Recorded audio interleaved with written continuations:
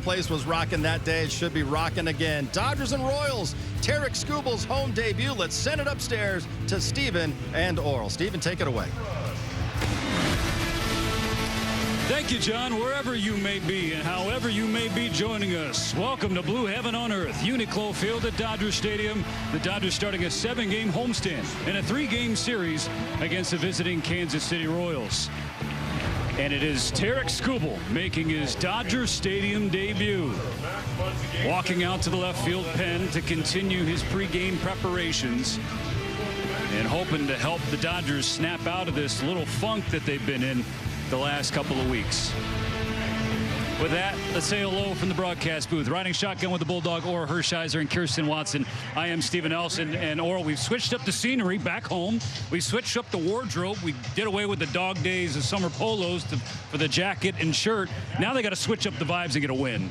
Yeah, we've been kind of missing these L's, and we got to find some W's, and especially here at home. With this energy, with Skubal on the mound, his first debut here at home, I'm looking forward to a good game. We saw him make his Dodger debut in Wrigley Field in Chicago. When you watched that game and you dove into the numbers, what did you take away? I saw a pitcher that's dominant. I saw a guy who's won 2 Cy Young Award win. And this guy, when he goes out there, you know, you see 2 earned runs, but one was like on a 40-foot chopper off home plate. Okay, 1 run over 6 innings that they actually earned off him. I'll take that anytime. But tonight, what he's going to bring to this Dodger Stadium and to these fans is energy. He's the type of guy that is a competitive individual that wears his emotions on his sleeve. They're going to be able to react to his outs and his strikeouts and to his facial expressions and his exaggerative body movements. There's been a lot of bad recently for the Dodgers, but gosh, is it good to be home with some good news. Kirsten Watson's going to deliver it. Yeah, Stephen, lots of good news, and it absolutely feels good to be home. So tonight, as you guys mentioned, Tarek Skubal making his Dodger Stadium debut. His last outing, he threw 6 innings. He was excellent, but Dave Roberts said he felt like he could have gone a little bit deeper into that game. So tonight, there is no leash on him. It is his game, and he can go the distance, hopefully. Then the good news continues. Tomorrow, Blake Snell is returning from the IL. He will have the start. Dave said he feels really good as to where he is at right now. Can get a little deep, but likely will be under kind of that 90 pitch count mark. Then behind him, we hopefully will be seeing the return of Tyler Glass now. So he actually threw in his rehab assignment yesterday, got into that 3rd inning. So Dave said only a couple more weeks for him, and then he should be returning back to the big league team. And we can't forget Shohei Ohtani. So he's at the beginning of his throwing progression, but he has now played catch twice in the last 3 days. So that's all good signs for the group, guys. Excellent signs. We can't wait to see Hunter Fiducia put down some signs for this man. Tarek Skubal in his Uniqlo Field at Dodger Stadium debut. An unfamiliar place, but against a familiar foe in the Kansas City Royals. Or go to getbullseyepro.com. Tarek Skubal making his home debut. Dodgers offense needs to get him some run support. Nomar, they've been scuffling. What do you want to see from this group tonight? You know what? There's a pitcher, Cameron, who has been dealing the last 3 outings. Has only allowed 1 run in his last 3 outings, but also he's not overpowering. Honestly, adjusting the plate, if they move up on the plate on it, it'll take some of his nasty off-speed pitches and get some hits early.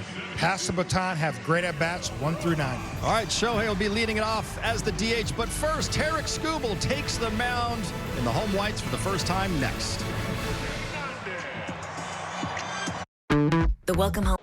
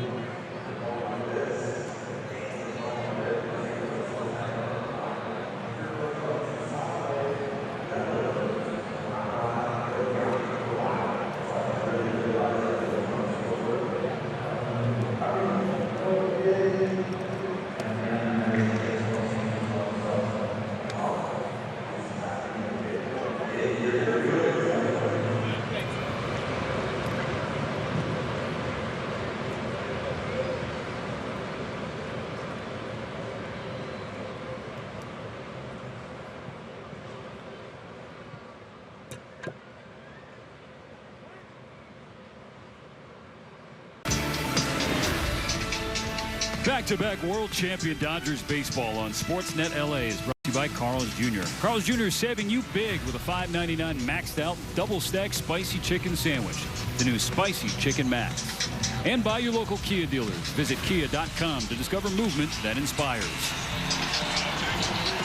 For the first time as a Dodger, Tarek Skubal leads the team out onto the field here at Uniqlo Field at Dodger Stadium. There have been 8 left-handed pitchers who have won multiple Cy Young Awards, and 2 of them are starting the first 2 games of this series for the Dodgers, Tarek Skubal and Blake Snell.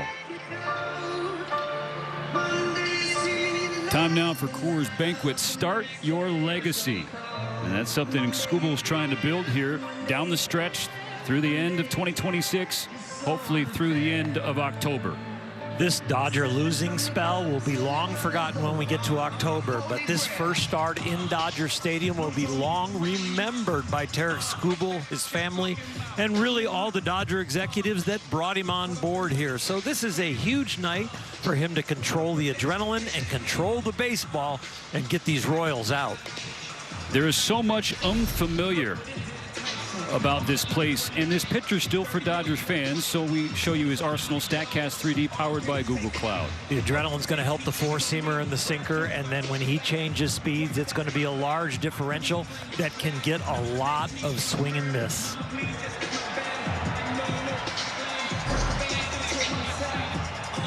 Coming off a tough luck loss last Tuesday in Chicago, losing at Wrigley Field despite giving up just 2 earned runs in 6 innings. That's a quality start. 4 hits, including a home run to Dansby Swanson, a couple of walks, 6 strikeouts. He threw 85 pitches. And as Kirsten Watson detailed earlier, there is no leash on Skubal in his first outing here in Los Angeles. He's facing a lineup and a franchise that he knows well. Matt Quattro's Kansas City Royals, starting with Nick Lofton at third, Bobby Witt Jr., the star shortstop, batting second. Jack Caglione will bat third at first base. Lofton ready, Skubal ready. And strike one called to get us going on this Monday night.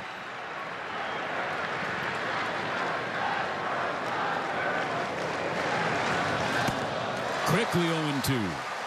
The changeup right there, the differential in speed gets the swing and miss right away. And if you throw a changeup like that in the second pitch of a ball game, you are already locked in and controlling your emotions.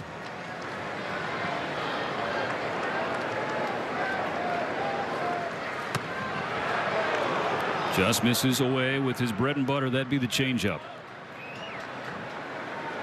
I love the fact that the Dodgers are finally home, and I love the fact that he's getting the fans right into the game.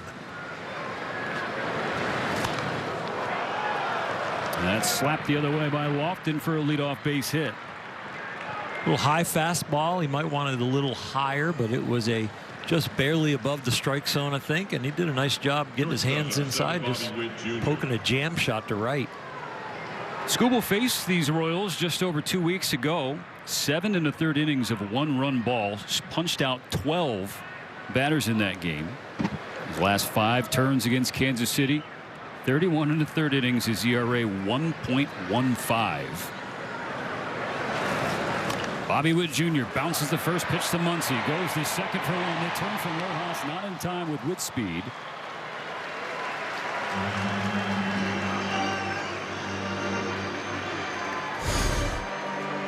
You'll see this with Tarek, where they attack early in the count. A lot of first pitch. They don't want to get to the changeup, so if they see something they like above the knees, they're hacking. A lot of power in this young bat, Jack Caglione, 6th overall pick just 2 years ago. Really struggled last year's first taste of the big league. He started to show some signs of putting it together here in 2026.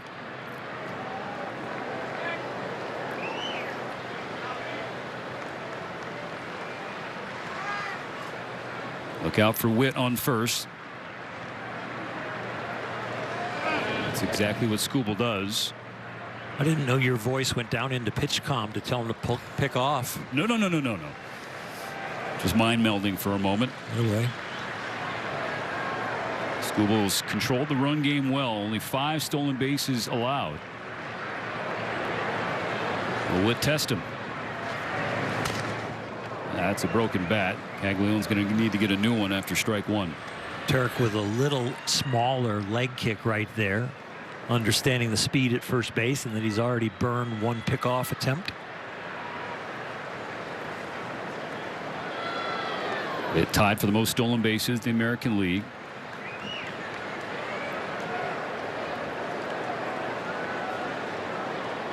See him kind of breathing a little heavy down there, trying to get his oxygen back from beating out that fielder's choice.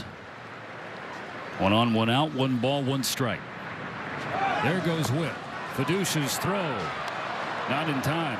So number 32 the season for Witt to get him into scoring position. That was strictly Witt's speed. That wasn't Skubal's fault. That wasn't Fiducia's fault. That was just a bag that he just outran the equation. Good jump, and just the turnover rate and the distance he's getting with each stride.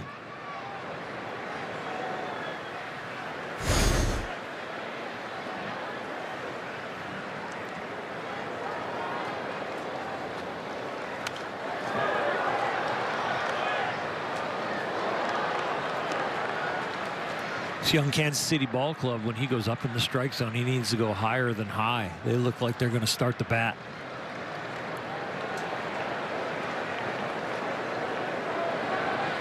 Another 2-strike pitch to Caglianone. Buries a changeup in the dirt. Now, Caglianone, for all of his power, does have the tendency to rack up some strikeouts. He's got 113 already this year in 110 games.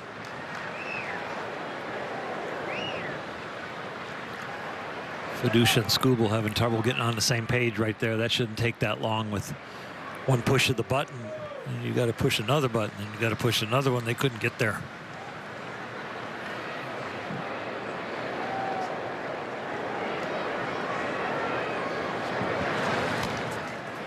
Changeup spoiled, and to your point, Oral, in his debut with the Dodgers, Skubal was pitching to Ben Rortvedt. So 2 starts, 2 different catchers. This is a guy who had basically 1 catcher in Detroit, Jake Rogers. A veteran pitcher on the mound that's won 2 Cy Youngs. You're going to follow what he wants. Trying to put Caglianone away. Not yet. There's just not enough relationship and information yet for a catcher to take control of the game. But as they build this moving towards October, the biggest innings and the biggest pitches that Skubal will throw in a Dodger uniform this year, they will want that relationship, and they will want that ability to be honest with him and guide him. His 8th pitch to Caglianone. Another broken bat, ground ball up the middle. Betts went to his right initially, can't dive back to get it, so Witt comes around to score, and it's 1-0 Kansas City. That was an odd one to get through. It looked like the defense was positioned perfectly before the ball is hit, and then after it's hit, I was surprised one of the 2 of them did not have the range. It looked like Mookie didn't even see the ball off the bat as late as his jump was.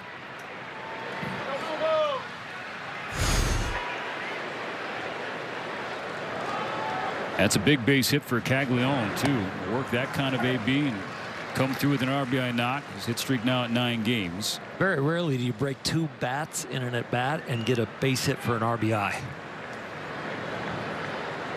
And of all the Royals who have faced Tarik Skubal, Salvador Perez has given him the most fits. Ball 1 up and away and an even count. There was some energy in the ballpark after the first 2 or 3 pitches, but the base hit that let it off, the stolen base now, and now the base hit has kind of sucked the energy out of the crowd already. Still only 1 out, 1-1 pitch. Swing and a miss.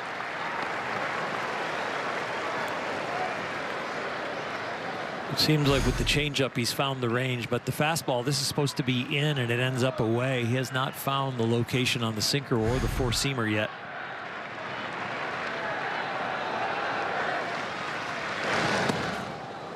There's the 4-seamer that's not even close to the zone. 2-2. That is not his normal spray pattern. The Royals have him just where they want him. Both hits so far have been with 2 strikes.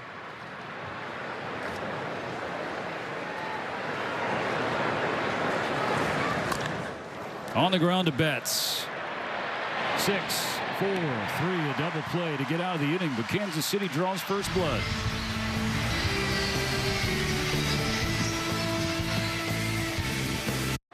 By your SoCal Helpful Honda dealers. Ohtani, Pages, and Freeman the first three. Tommy Edman back in the spot for the third time in the last week. Mookie Betts will bat fifth at short. Miguel Rojas at second. Teoscar Hernandez in right field with Kyle Tucker having the night off to start. Max Muncy batting eighth on his bobblehead night. Hunter Fredusha doing the catching. And on the mound for Kansas City, the hottest Royal and the left-hander Noah Cameron. It's going to be an interesting evening because his last three starts have been dominant. The 7 prior to that, he was getting hit around a lot, and then prior to that, he was pretty solid. So we're going to see what we get here tonight.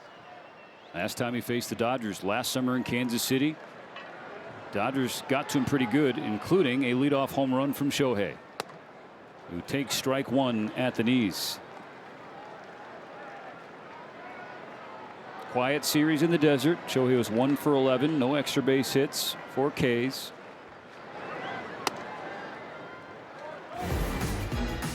And here is that home run, June 27th. He found the fountains.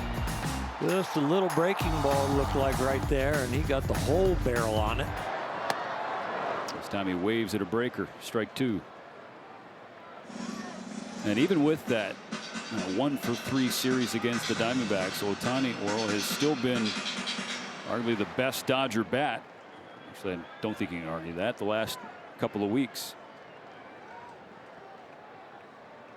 On a 1-2, flips it in the air, right center field, coming in Marte, and then he gives way to Kyle Isbell.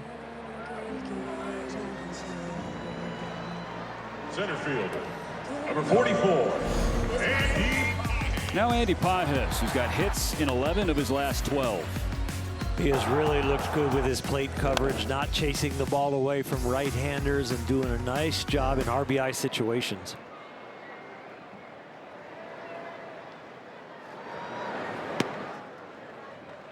Ball one downstairs, and he had hits in all 3 games against Arizona.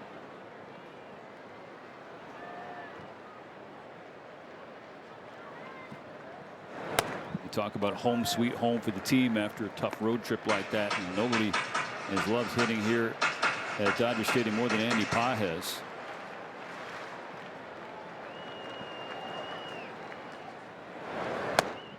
Last year they were the best home offense in baseball, but this year some of their biggest stars have inexplicably had struggles here at home. It's been kind of an odd season offensively. The first half of the year before the All-Star break, they pretty much were road warriors when it came to offense. But yes, here at home, it has been a little bit more of a flat tire. So 4-pitch walk for Pages, getting on board for Freddie Freeman. Freddie Freeman. But he had a 15-game hitting streak snapped Friday in Arizona. Finished that series 1 for 12. He grounded into more double plays than he had hits, 2 compared to 1. Yeah, we had a little head shaking in Arizona from Freddie, where he got some balls in the middle of the plate that he felt like he should have hit in the air, and he either hit them on the ground for those double plays or fouled them off. We had a rarity today where he actually hit on the field.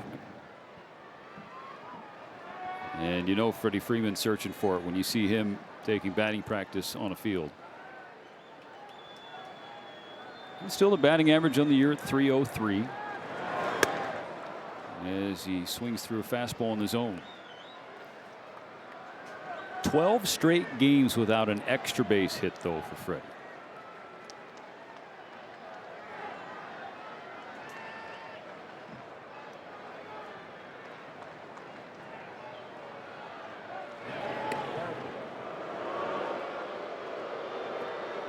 And he got back quick. He just didn't get all the way to the bag. He had to take a second step there. It was a little awkward get back. And Caglione, he wasn't even really paying attention to him. He just kind of. Yeah.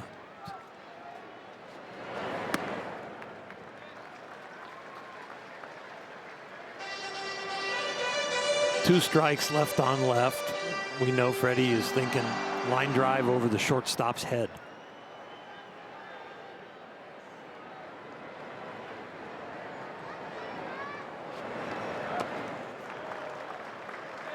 No chase, and he's worked the count full. With a guy with as good an eye as Freddie Freeman, you might see Dave Roberts start the runner right here. Especially to get this offense going. Let's get a little motion, get a little excitement.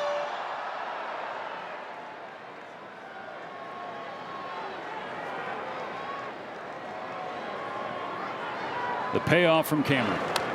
Fouled back. Not moving at first base. The other reason I might think about it is just because all the double plays that Freddie has hit into. Pages doesn't look like he has any kind of read on Cameron at all. He was headed back to the bag.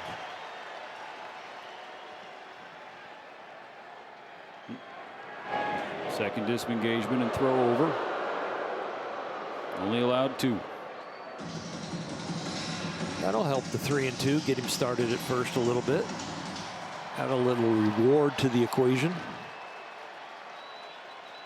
Another 3-2. Freeman flies it to the opposite field. Isaac Collins on the warning track toward the line. As out number 2, Pages tagging up, running to second. And he gets there.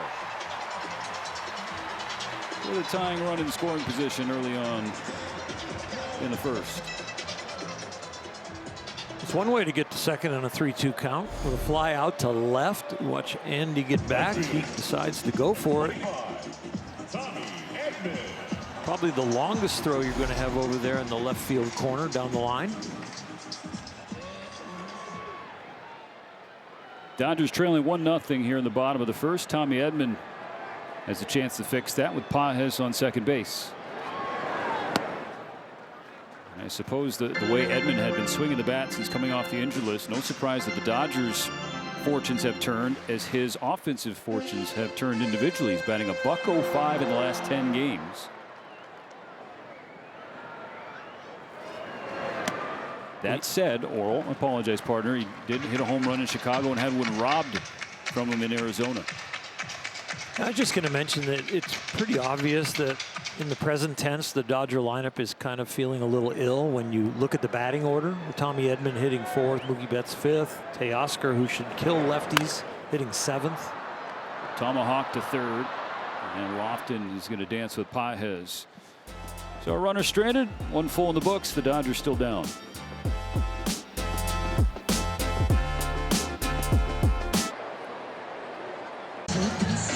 The MLB journey to 30-30 sweepstakes presented by T-Mobile is the ultimate bucket list. Enter now for your chance to win trips to all 30 ballparks. Visit MLB.com/journey to 30 sweeps.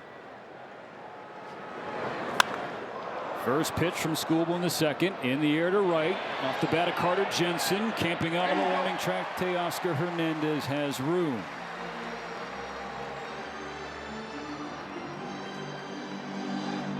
All 3 outs for Skubal in the first inning on his changeup. Had a really good feel for that pitch. Now looking for the range on the fastball. So 1 pitch, 1 out. 1-0 Royals.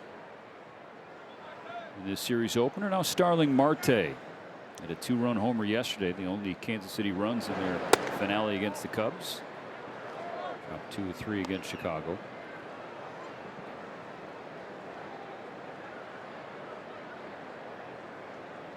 Marte now a 15-year veteran. Ball and a strike. If you're hitting or you're pitching to the resume, you think home runs and extra base hits. If you're pitching to him currently, it is more just singles. Not a lot of extra base power shown this year. We said that good changeup Skubal has. The lefty jumps ahead.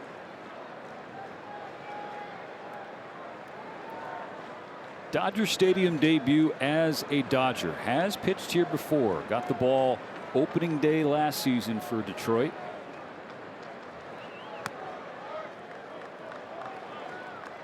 That day he became the first reigning Cy Young Award winner to start opening day against the reigning World Series champion since 1994 when Blackjack McDowell did it. Still 2-2. Scoob's got the big leg kick. He's got the hands when he separates get really fast, and that really makes it deceptive for the changeup. The leg kick and then the separation right here where it looks like he's jerking it at you a little bit.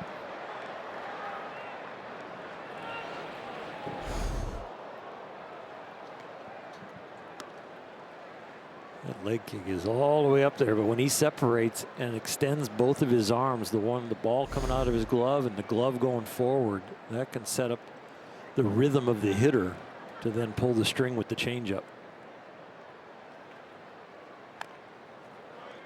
Skubal says he has had that leg kick for as long as he can remember. And he thinks he got it from a left-hander we know around here, Dontrell Willis. Oh, wow. The D-Train. Skubal and Train actually got to have a conversation about that a couple of weeks ago. A full count now on Marte, and classic Dontrell. He told Skubal he's got to pick better heroes.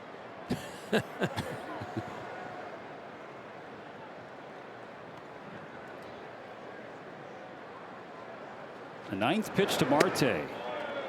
There's ball 4. So 6 Royals in. Caglione had a 2-strike single on the 8th pitch in the first inning, and Marte draws a walk on the 9th pitch of the second. So you see Skubal's pitch count already approaching 30. Dave Roberts before the game told Kirsten and the media crew that he would be a little looser with the hook with Skubal tonight. Maybe north of 90, 95 pitches. He's going to need all of them at this pace. Misses upstairs to start Michael Massey. Entering the bottom third of the order for Kansas City. 1 on, 1 out.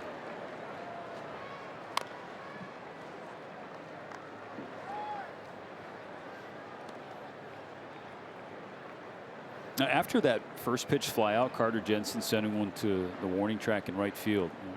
Crew showed Skubal. It looked like he was kind of looking around.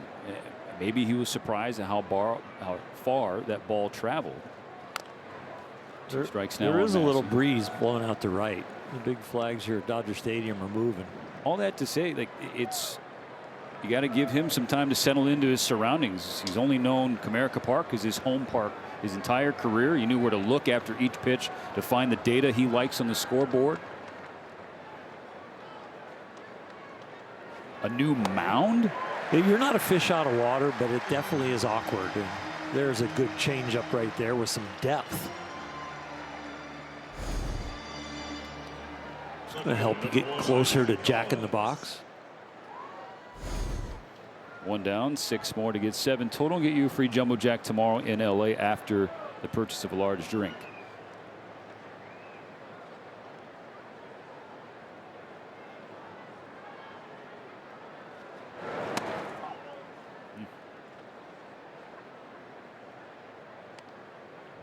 He just dropped a come on himself. You can just see him. He releases it, sees it's high, and he just turns and is disgusted.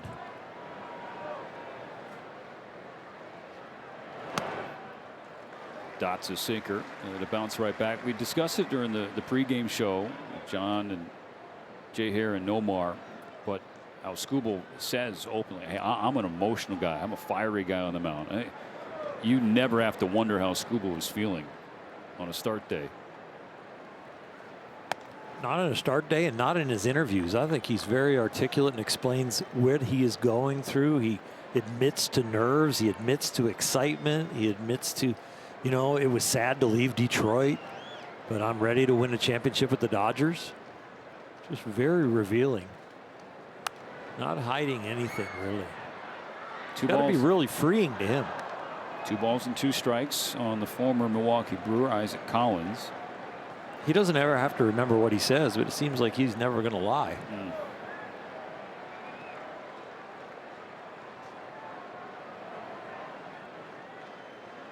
18 pitches in the first inning. This will be number 19 in the second.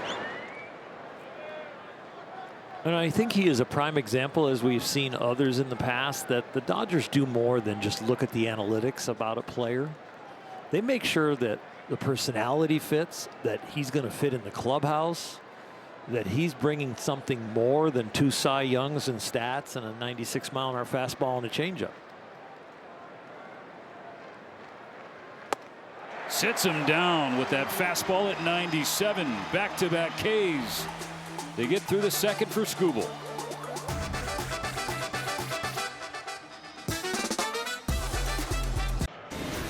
This is back-to-back world champion Dodgers baseball on Sportsnet LA, and it's brought to you by your Southern California Lexus dealer, who invites you to test drive a Lexus today.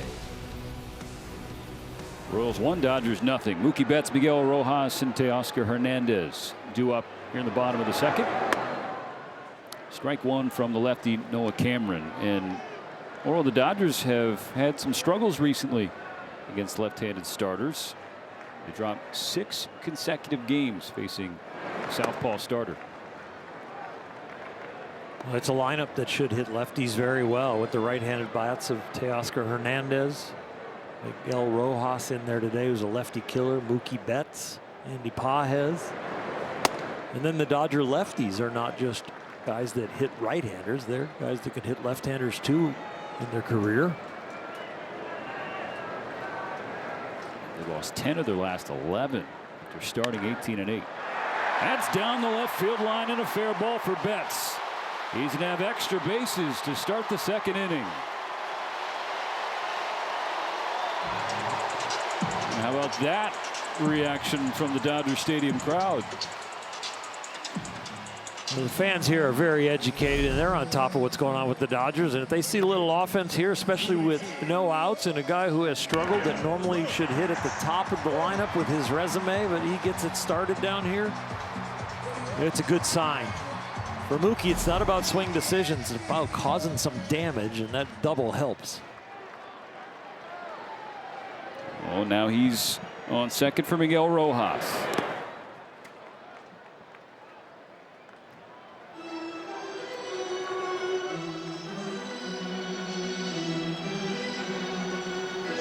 Sight for sore eyes for not just Mookie, but the Dodger offense. It's his first extra base hit since the 30th of July.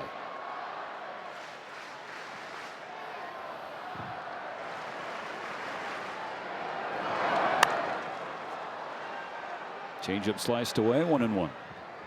I'll try and avoid the broadcaster jinx, but Miggy very rarely swings and misses against the lefty. He is a left-handed killer. Hitting over right around 320 this year off of lefties and with a little damage. 848 OPS. And if you give him a fastball, he'll hit it. Cameron does not. Throws the curve in the dirt. 46 hits on the year for Miggy, and 30 of them have come on the hard stuff. And there's that graphic underscoring your point. Just a menace against left-handed pitching. It's not like you'd like to get him in there against lefties. The way the Dodger offense is gone, you must get him in there against lefties. Whatever his age or how many lefties in a row, you want Miggy in there with the offense struggling the way it is. It is a big inning right here for the Dodger offense to push across at least a run. I know it's just the second, but they need to have some feel good. 3-2. You just 7 runs total in the 3 games against the Diamondbacks. And in this most recent skid, losing 8 of their last 9, averaging 3.2 runs per game. Cameron with off-speed stuff and pounding him in, trying to get the out to the left side. And Miggy with 2 strikes and a 3-2 count. He's got to protect, but in protection mode, it'd give you a little bit more advantage to let the ball get deep and hit the ball to the right side.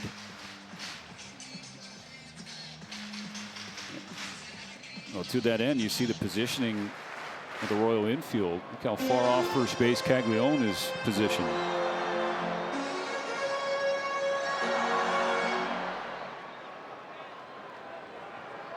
Count full for Rojas. Stays alive. The defensive positioning is a combination of Miggy's spray chart and how they're attacking him here. After that up fastball, if he's got any feel for a down and in breaking ball, Miggy might see that right here.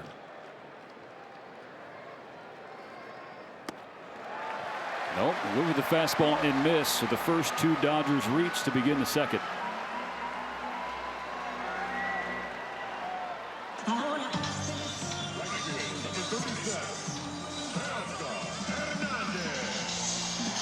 Teo's going to have to stay patient. Cameron is not throwing strikes. He is below 50% so far this game. Teoscar Hernandez, 1 for his last 15 in the last 5 games. 2 on, nobody out. Takes low, ball 1.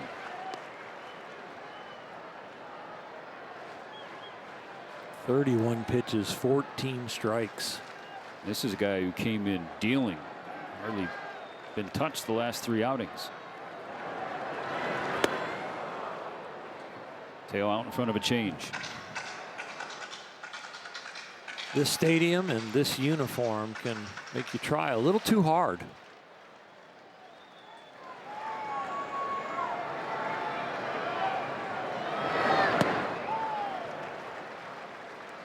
Now, you saw the last couple of games in Arizona. The Dodgers were expanding and chasing more than we are accustomed to. Well, tonight so far, or it's still very early, but they have reined it in back to their normal selves, it seems. Not chasing a lot for Cameron.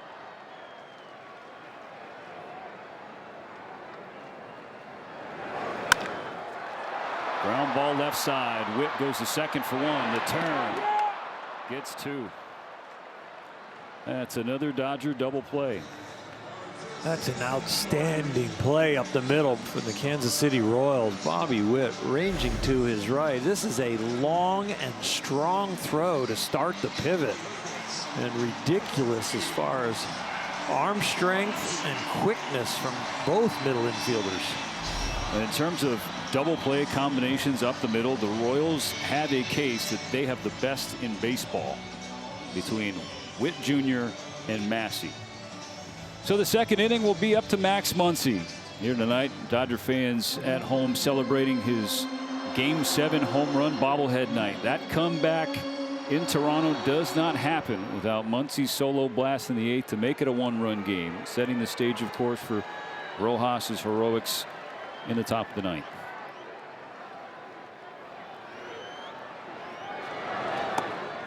Ball 1 not close.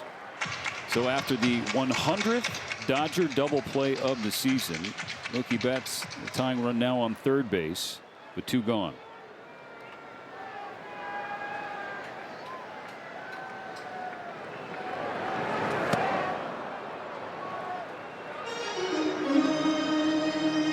Max looking to do damage on something firm out in front of that breaking ball right there. He has done damage against Cameron before. Took him deep last year in Kansas City.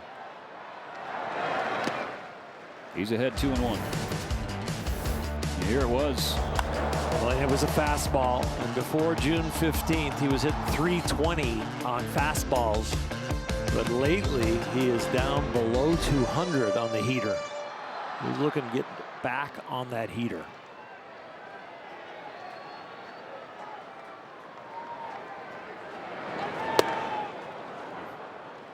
Isn't on that heater. Sinker in the zone, 2-2.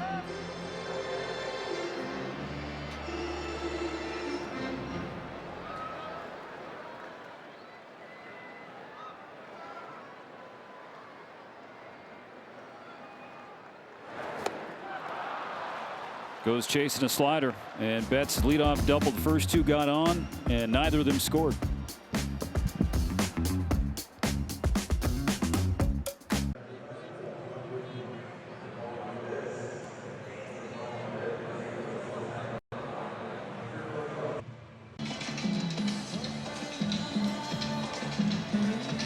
You know, Tarek Skubal, one of the best alive for not just the last couple of years, but since 2023, on the heels of flexor surgery in 2022. He's got the best ERA in baseball at 2.46, and some other names on that graphic quite familiar. The Dodger rotation is filled with stars. It's all going to be about health and making sure they're healthy, comfortable, and throwing the ball properly. Blake Snell sitting next to Yoshinobu Yamamoto. He'll start tomorrow. It's still a long way to go tonight. 1-0 Royals. A lot of pitches for Skubal his first couple of innings. He'll face Kyle Isbell before the lineup turns over.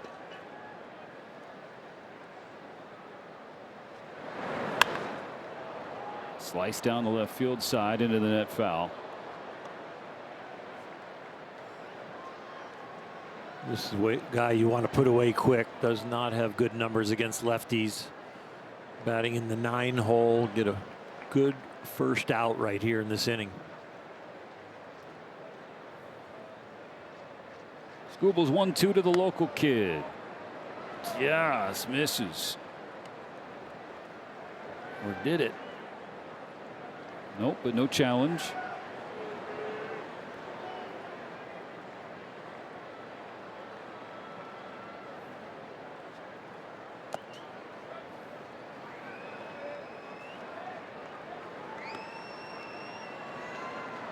No challenge on that pitch close one because Scoobles new here, and Fiducia behind the plate probably doesn't have the confidence to go this early with it. Chopper to second. Rojas from the back edge of the dirt. So first time through the order complete. Number 12, Nick Lofton. Now these two teams are on opposite ends of the standing spectrum. The Dodgers, one of 4 teams with 70 wins. The Royals, one of 4 teams with 70 losses. But they can both empathize with each other right now the way that their lineups have been producing or not producing.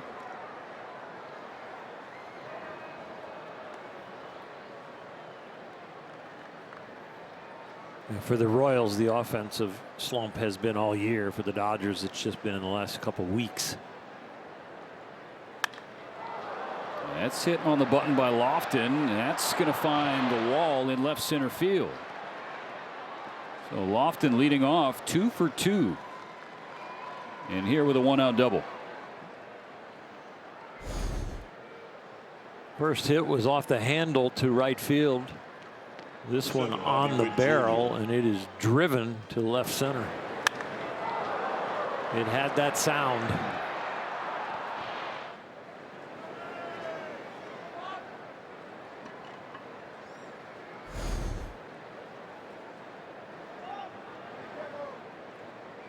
Royals looking to extend their early 1-0 lead. Bobby Witt scored that run.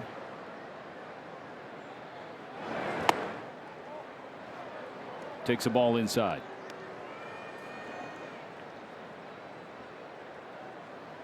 Definitely the guy you label in this lineup not to beat you. An all-star each the last 3 years. Couple Gold Gloves. Still just 26 years old. When the Royals came here a couple years ago, I remember he made a couple of plays, and he's already got one tonight. And starting that Teoscar Hernandez 6-4-3 double play. I can just let him stand over there at first base right now. I don't want to battle all the way back with a man runner in scoring position right here. I want to set up the double play with a left-hander with power on deck. We've got a slow Perez behind him. As good as Witt has been with runners in scoring position, the Royals bottom 5 team hitting in these spots. They're 1 for 1 tonight. Boy, if he'd have swung at that pitch and given up an RBI, you'd be like, what are we doing? With a 3-0 count right there in your head, you're trying to make a pitch like it's 0-2 with this hitter at the plate.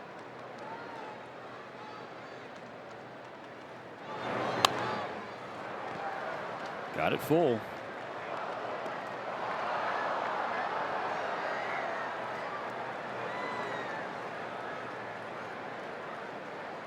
I hope he gets him out and makes me look stupid.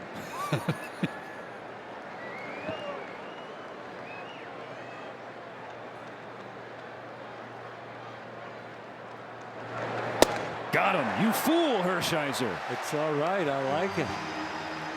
I'm so glad that he took the fastball 3-0 right down the middle. Then he offered at the next pitch, fouled it off, and then he swings at ball 4. That's a great hitter in a bad offense that wants to get it done for him too bad. 2 outs in Caglione. 3 strikeouts for Skubal, 4 away from Jumbo Jacks tomorrow. Front door curveball for a strike. Left on left against a second-year hitter in Caglione. Strikes out a ton, and yet the slugger was able to produce an RBI knock on the 8th pitch from Skubal in the first inning. An RBI knock that reminded me of the chopper that Skubal gave up to in his last outing. Like, this one was a seeing eye ground ball hit weakly up the middle. That chopper was about 40 feet off the dirt in front of home plate at Wrigley.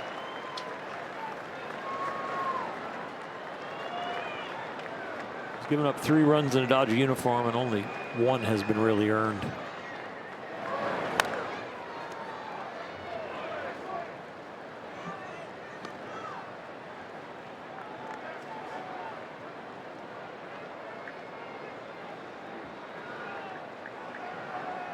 I would think something off speed is what he's going to go to unless he tries to finish him with a bad fastball again, as they've hit the fastball well, but not the changeup. He has not found the range with the heater at all. But that foul ball sets up the pitch that feels best in his hand. Yeah. Again, you can read Skubal's body language.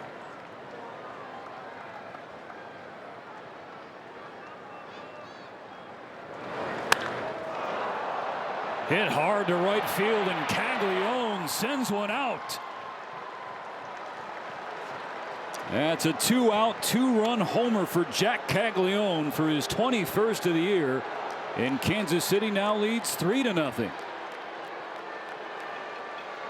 Now this kid is on fire right now. His 4th home run in the last 9 games. Thigh-high slider that doesn't have any depth or real strong break. And he just puts a nice level swing on it, meets it on the correct plane, and hits it hard.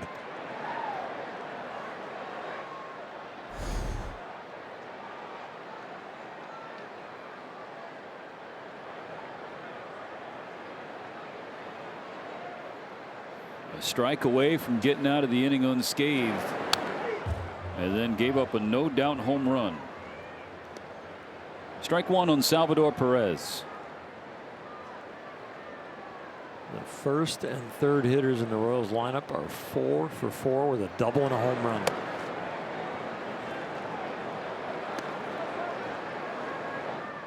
Neither one of them named Witt Jr. '60th pitch already from Skubal. Tipped into the glove, strike 2. And normally you'd say, all right, 2 strikes, there you go. But the 5 base runners Skubal has allowed so far, 4 of them have reached in 2 strike counts.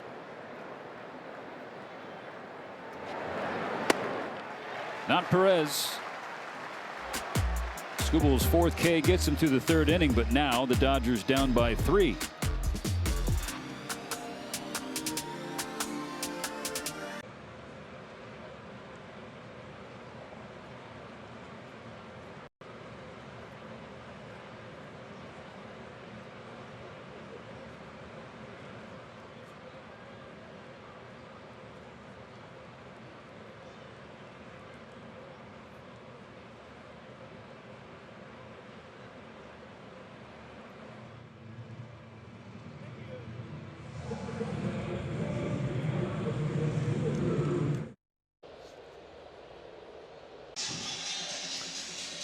Be one of the first 40,000 fans this Wednesday and take home a limited edition Hello Kitty and Friends surprise plush keychain. Visit Dodgers.com/promotions for more information.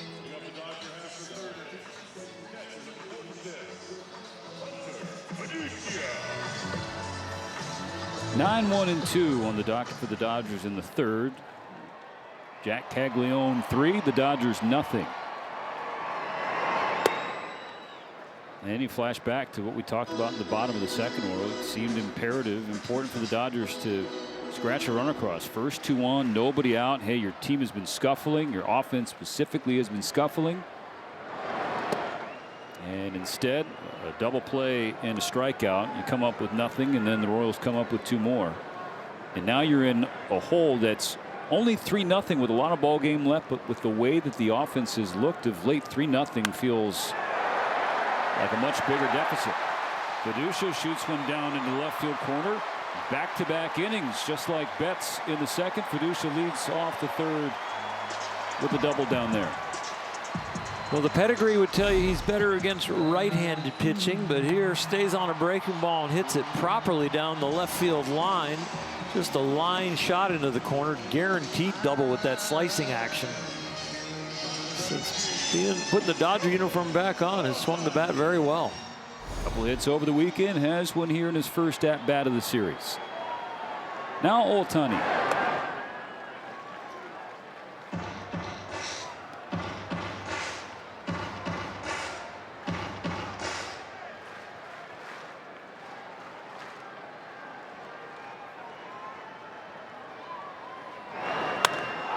Ohtani hits one on the screws, right center field. It's going to one-hop off the bottom of the wall. Fiducia's going to score easily. Back-to-back doubles to open the third for the Dodgers, who are now on the board.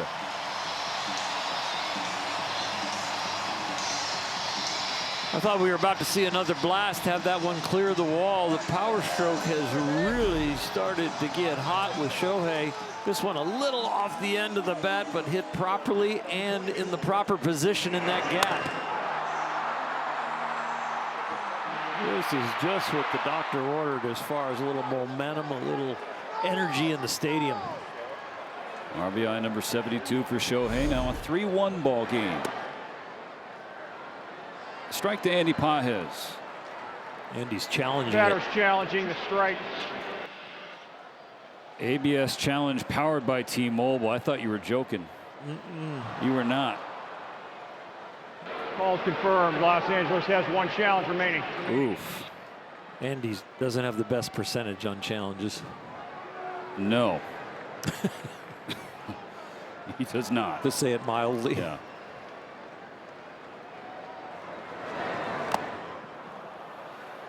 Oh, 1-2.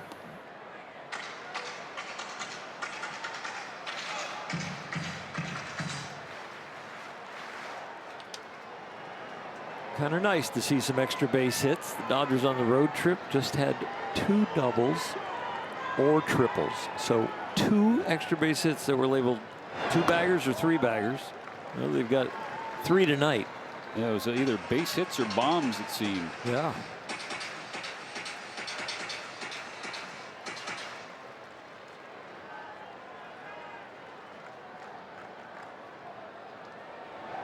Pages trying to continue the roll.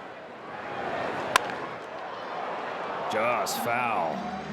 It's a good piece of hitting. A guy that challenged a fastball was wrong, and now covering that inside heater and almost kept it fair.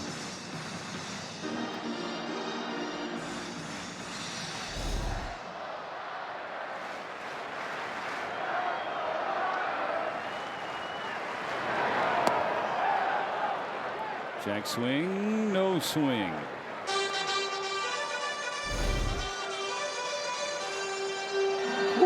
That is some strength. Ooh. And it's the gray area where it could have got called. And Pages take advantage. Cameron's 2-2.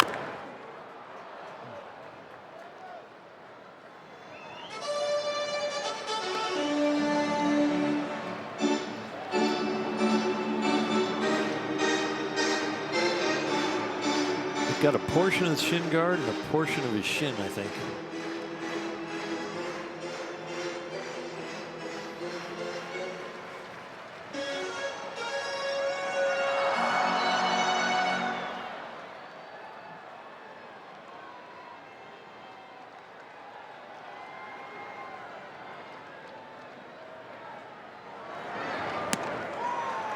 Lays off the change, and now things are full.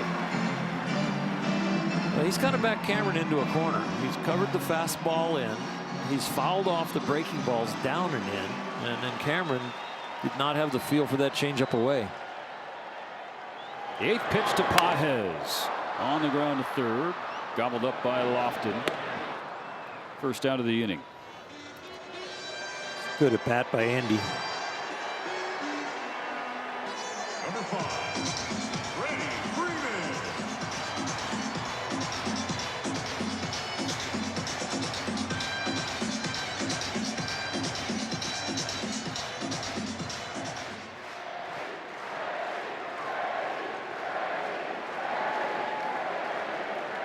Freddie Freeman's 0 for 1. Changeup not close.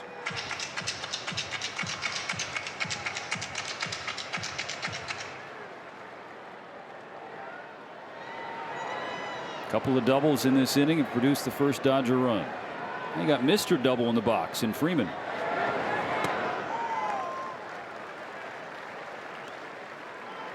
It took Skubal 61 pitches to get through 3. When you're looking at the pitch count there for Cameron at 54, he's just got 1 out in this inning.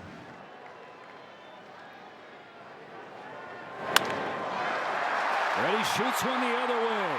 Green light for Shohei. The throw in from Collins is late.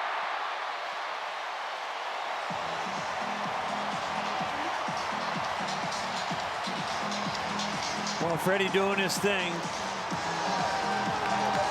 Great swing in an RBI situation, left on left, uses the opposite field, then smart base running as he sees the play is going to be at the plate, and great scouting by Dino Ebel, knowing the weak arm in left field. He's just a deep shortstop with that throw, but there is no power on that throw coming home. Collins, no arm. Ohtani with wheels gets the second run. Tommy Edman grounds the first pitch right back to Cameron. Well, Freeman has to get back to second base. 2 gone.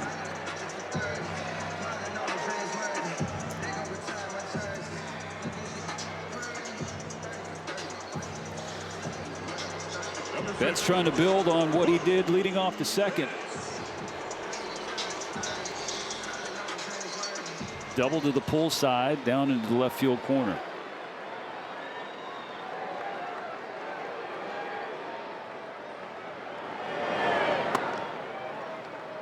For Mookie, it has not been about swing decisions. What it has been about is when he gets strikes and puts them in play, he needs to hit them harder. He needs better results on good swing decisions. Popped it up right side of the infield. Taglione underneath it. But the Dodgers punch back. They get a couple. Back to a 1-run game. First Fiducia leading off, then Ohtani to follow. Freeman makes it a closer one.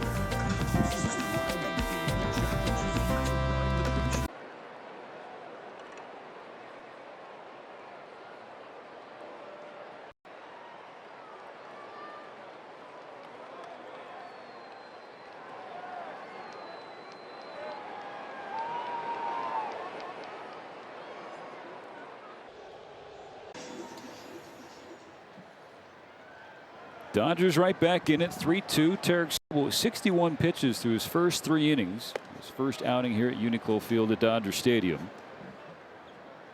There've already been 5 plate appearances for Kansas City that have gone at least 6 pitches.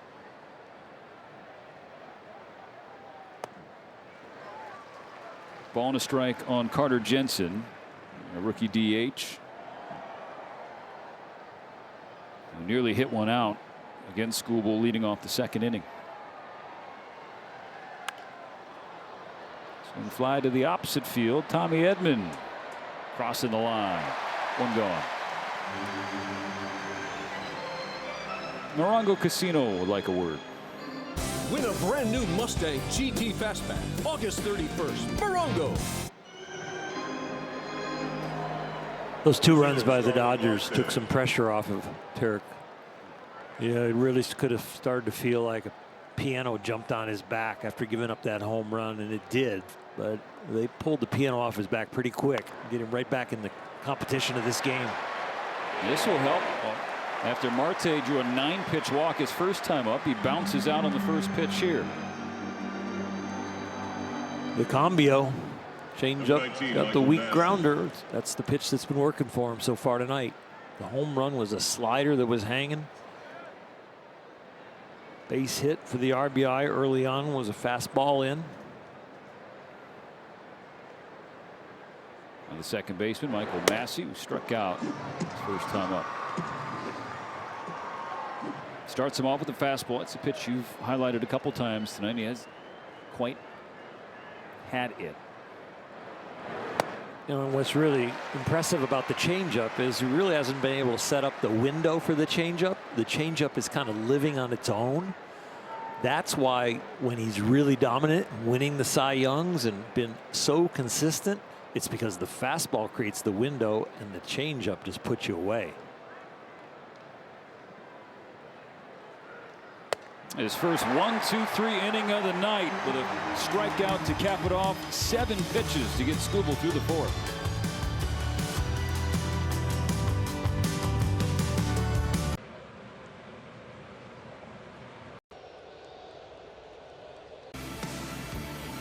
Back-to-back world champion Dodgers baseball on Sportsnet LA is brought to you by Shakey's Pizza Parlor, serving up handcrafted pizza, crispy fried chicken, and famous Mojo potatoes since 1954.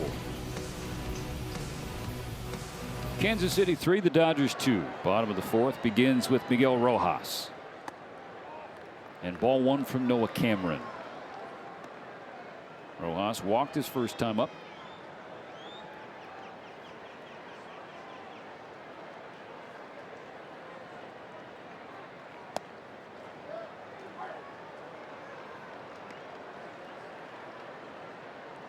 Batter's challenging strike. Oh, no.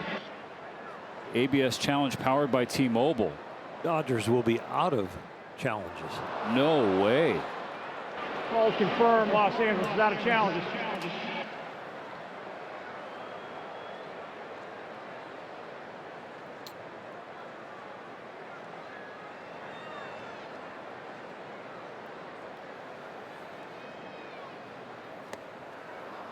One and 2.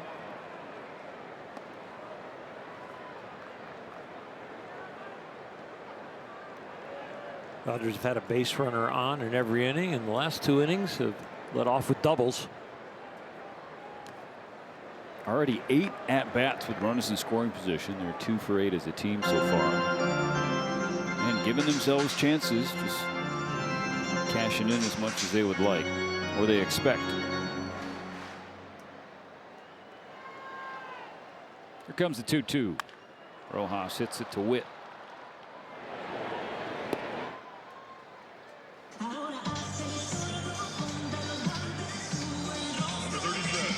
So one out for Noah Cameron, who just turned 27 years of age in the middle of July. Dodgers have scored more runs against him tonight than he had given up in his last 3 outings combined. 23 inning stretch at .39 ERA.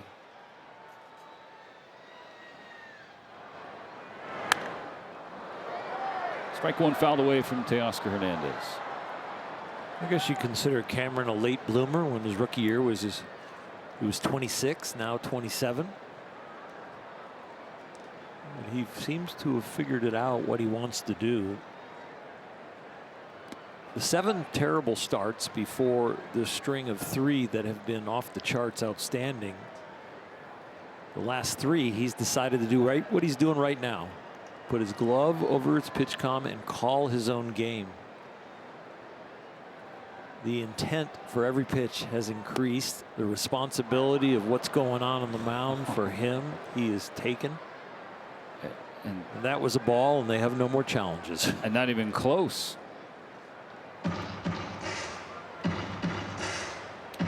I mean, objectively speaking, Andy Pages probably should not be allowed to challenge for a while, or at least not until the 9th inning.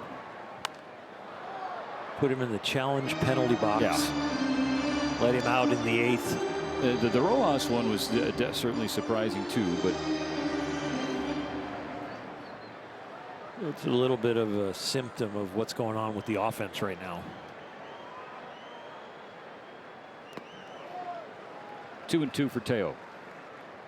And one thing I will tell you about these losing times for the Dodgers, it will not be the reason they win or lose the World Series. It will be long forgotten.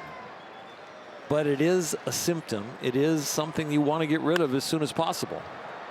Grounded to Witt. That's the last guy you want to throw it to because he makes plays like that. most shortstops are diving for this ball. He is so quick with his first step and then how fast his feet are. He almost overruns this ball. You see his foot actually almost touches the ground ball as it gets to his glove behind him. Crazy first step, crazy quick feet, wonderful hands, and the eye-hand coordination, and then the spin and the throw. One of the best we've seen. 2 out for Max Muncy. Ball 1 from Cameron. He plays shortstop like a young Arenado at third.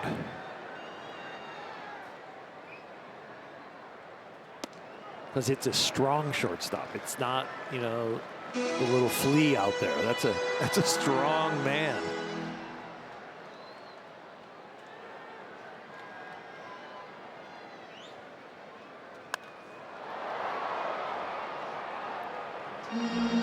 Two balls and a strike for Max.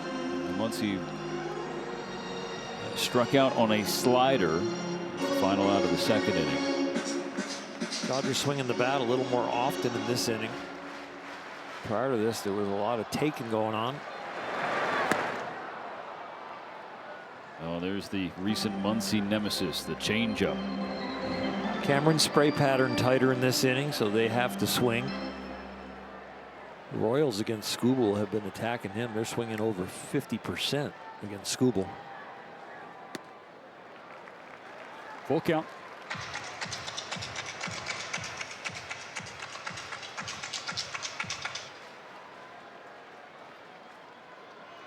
Tie it up with one swing right here. 3 ground balls to Bobby Witt Jr. 3 outs for Cameron and a 1-2-3-4. Pick another guy.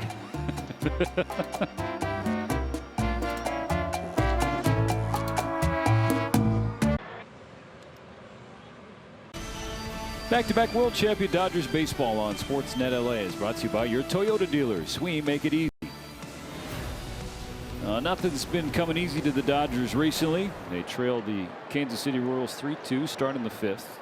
First game of a 7-game homestand, 3 against the Royals and then 4 more against the Brewers. Isaac Collins traded from the Brewers to the Royals this past offseason. Leads off the inning.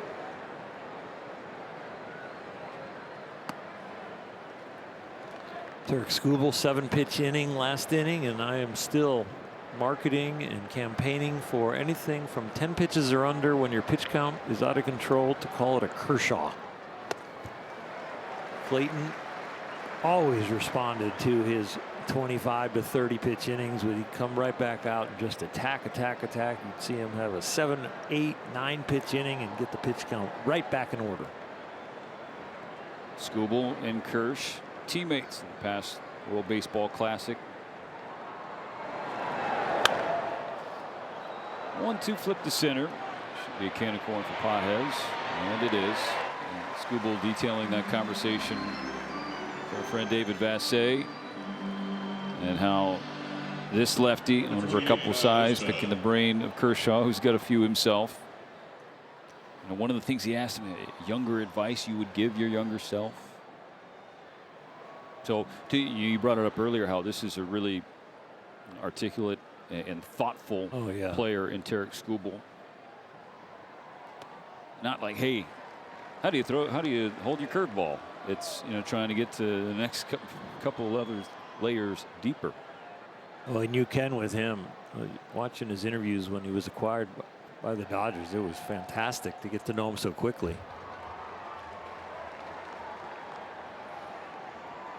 David Vassay has a challenge, though. I mean, another outstanding lefty. Kirsch has gone. Skubal is here.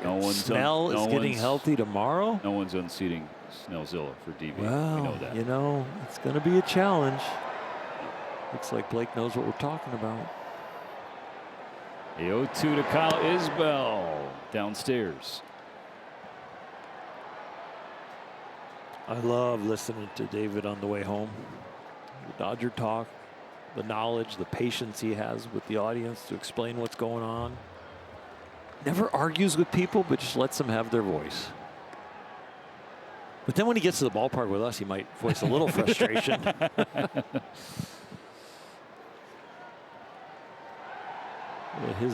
His trust in the clubhouse and with the players and the front office and everybody is just off the charts for the role that he has.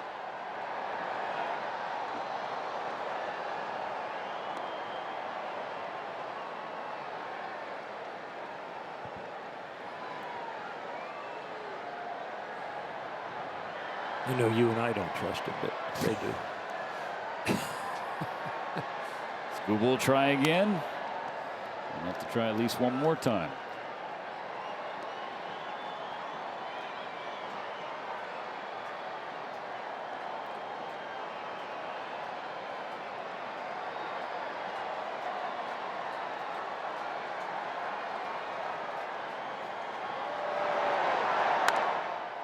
Ground ball to second. 18 for Rojas, 2 gone. I think he's found it on the mound. Yes, it is 79 pitches, and yes, he is down by a run and giving up 3, but this is the kind of rhythm and the kind of focus you want to see when he gets in his groove. Well, now he's getting back to the part of the order that's given him the most trouble tonight. All the trouble, in fact. Nick Lofton at the top. He's 1 for 2, doubled his last time up, and scored on Caglianone's home run. Those two combined have all 4 Kansas City hits. Yeah, since the home run, only 22 pitches, and he's retired 6 in a row.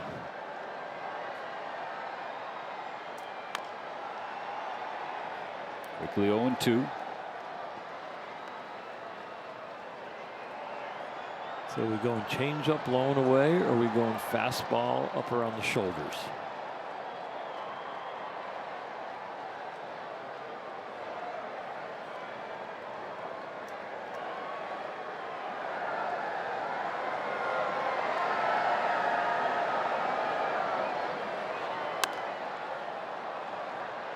Elevated heater, and it was the right spot. You might have liked it a little bit higher, but you're 60 feet 6 inches away and you only missed by about 2 inches. That's a pretty good pitch. Another 0-2. Lofton jumps out of the way.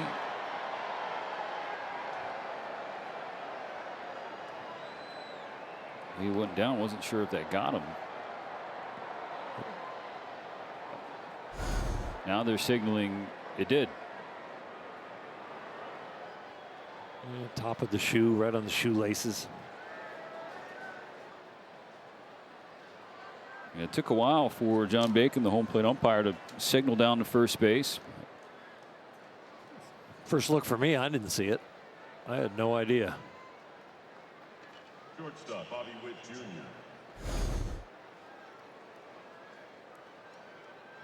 So Lofton been leading off quite well tonight. He's reached all 3 times with that one in painful fashion. He'll take it. He was down 0-2.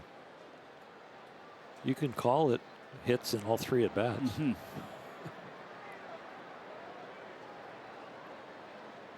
Giving him an extra minute down at first base. Jumping around, sharing a lap with Freddie. All right, good to play.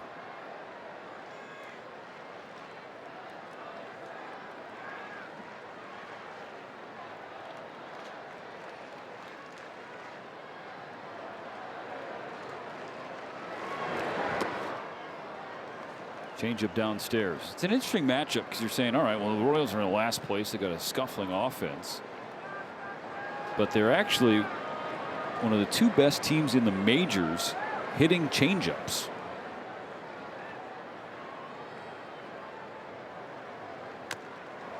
Well, they've had really good stats off of Skubal before he was Skubal. You know, before he was a 2-time Cy Young Award winner. The last couple of years, not as good. But they have hit him pretty well in their past.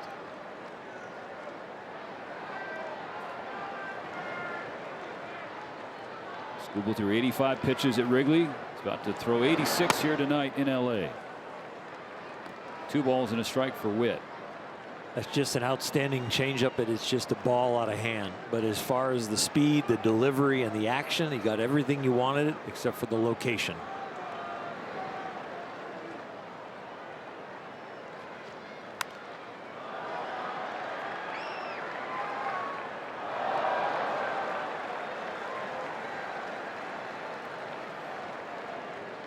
That foul ball tells you why good hitters, great hitters are tough to get out, because that is the pitcher's pitch that should have got him out, but he turned it into a foul ball. The 2-2 to Witt. Up and away.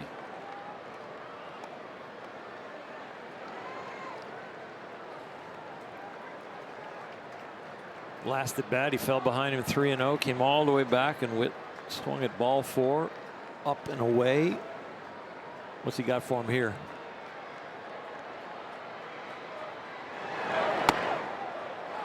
Strike 3 call, but Bobby Witt's going to challenge as that pitch looked inside. Challenging the strike. This will be back-to-back 2-out base runners. Pitches the ball. Another 2-strike. Kansas City has 2 remaining. Base runner.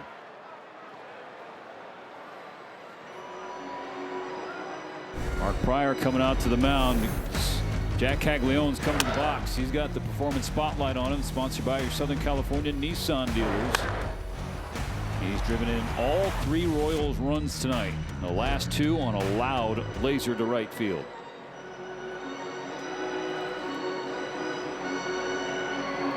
I think he's going to feel confidence if he can feel the breaking ball, the slider, to get him to walk off the plate with that, or the high fastball. You've got a hitter at the plate that has runners in scoring position, and he already has 2 hits in his pocket. So he doesn't want to walk. So he is in swing mode. He is trying to feast and have a huge game. And you've got to use that mentality and the confidence of the hitter against him. Hits in 9 straight games, a batting average well above 400 now. On the 90th pitch of the night from Skubal, Caglione takes a pinpoint fastball for a strike.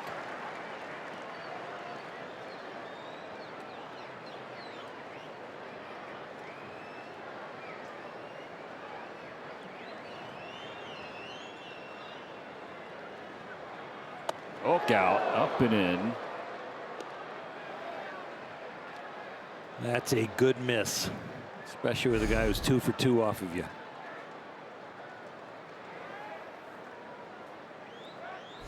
Red hot, 7 for his last 10 with 5 extra base hits.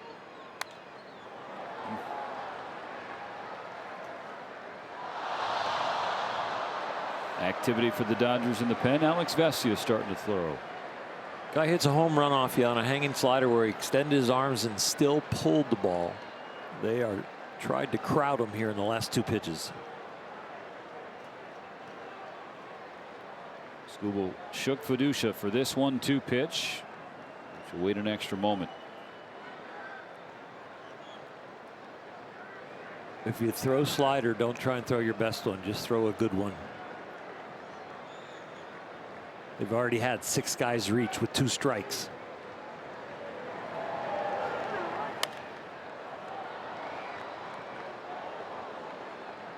Fastball up to 98, fouled away, and we'll do it again.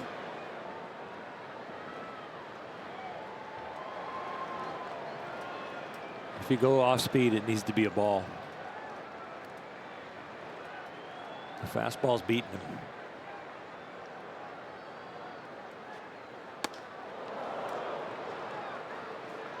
Brushes him back.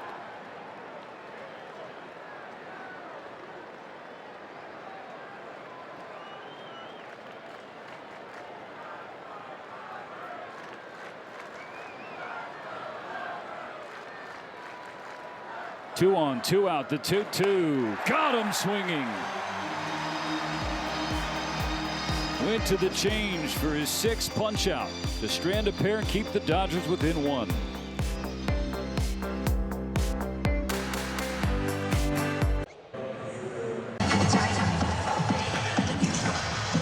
After finishing the 5th inning, Dave Roberts going over to talk with Tarik Skubal. First outing at Dodger Stadium as a Dodger. Wasn't perfect, wasn't what he was hoping for, but he emptied the tank there to get Caglione. I love that you see what he looks like in a Dodger uniform in Dodger Stadium when he has his rhythm. He will be very dominant as he gets comfortable and locked into all the surroundings, his catchers. The team gets used to him. We talk about the culture shock of players that come from the Dominican or Venezuela or Japan or wherever. There is still a culture shock when you come across the United States from one uniform to the next. Beducia flies out to left field. The lineup turns over. Dodgers down 3-2 in the home half of the 5th inning. Across the midway point of this series opener against Kansas City. And Ohtani provided the first punch back in the bottom of the 3rd. An RBI double that scored Beducia. Facing Cameron for a 3rd time. First pitch swinging, ground ball to second. 2 out.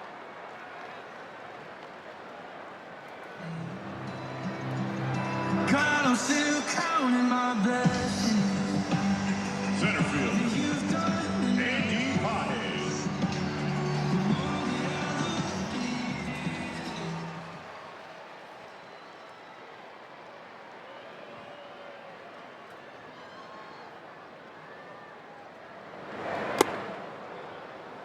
Half-hearted wave and a miss. Strike 1 on Andy Paez.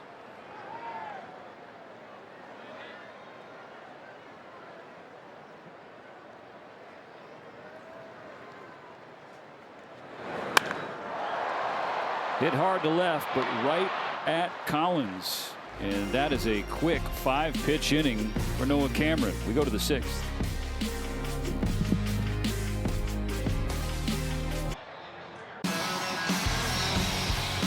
So the final line for Tarek Skubal in his first new home outing.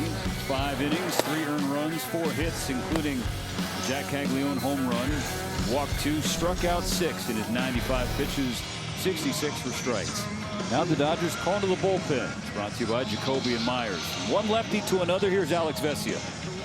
Alex hoping to have better range on his fastball right away. Skubal didn't have the range until the last few innings on his fastball, but it was the changeup for Skubal that got these Royals out. They were 0 for 7 on it, and we know that Alex likes to throw his changeup, so I'm sure he's taken that inventory in the bullpen. Trying to hold the line for the Dodgers. Down just a run. Top of the 6th starts with Salvi Perez. And a strike from Vess.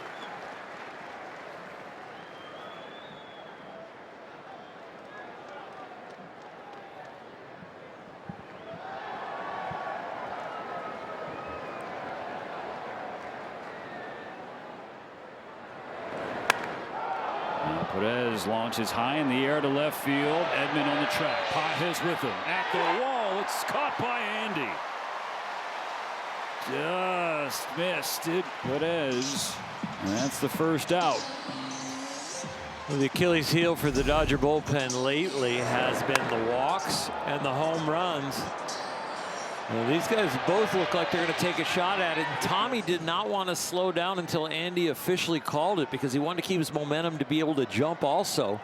But Andy kept his speed, got the jump in, and Tommy pulled up in time. So after the scary first out of the 6th, Carter Jensen. So you go from Salvi, who's been the catcher of the last couple of generations for Kansas City, by far the longest tenured Royal in his 15th year. This is their backstop of the future in Carter Jensen. Entered the year as Kansas City's top prospect and number 18 overall in the majors.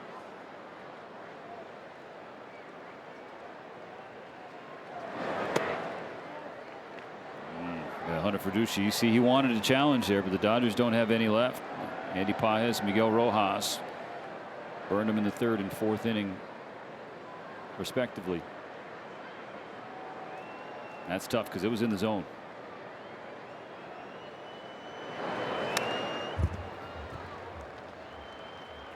Jensen's average a little low for the guy that's going to take over, but his home run power and his RBIs are solid and seem to be growing.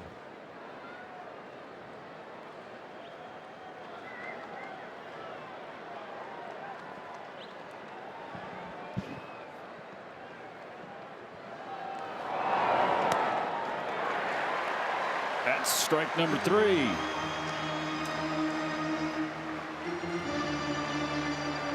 There's going to be some jumbo jacks after this pitch. Fastball, they were trying to go up, but he hits the inside corner and gets the results. And as you said, free jumbo jacks for Dodger fans or anybody tomorrow in Los Angeles after you buy a large drink.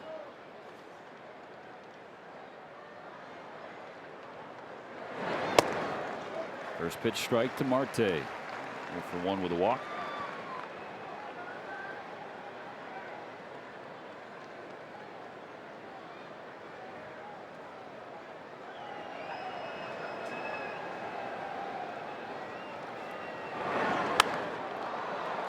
Marte to left. Long run for Edman. He lays out. Tommy Edman with an incredible catch to end the inning. Off the end of the bat, it doesn't fool him at all. Maintains the speed, and that one he laid out for.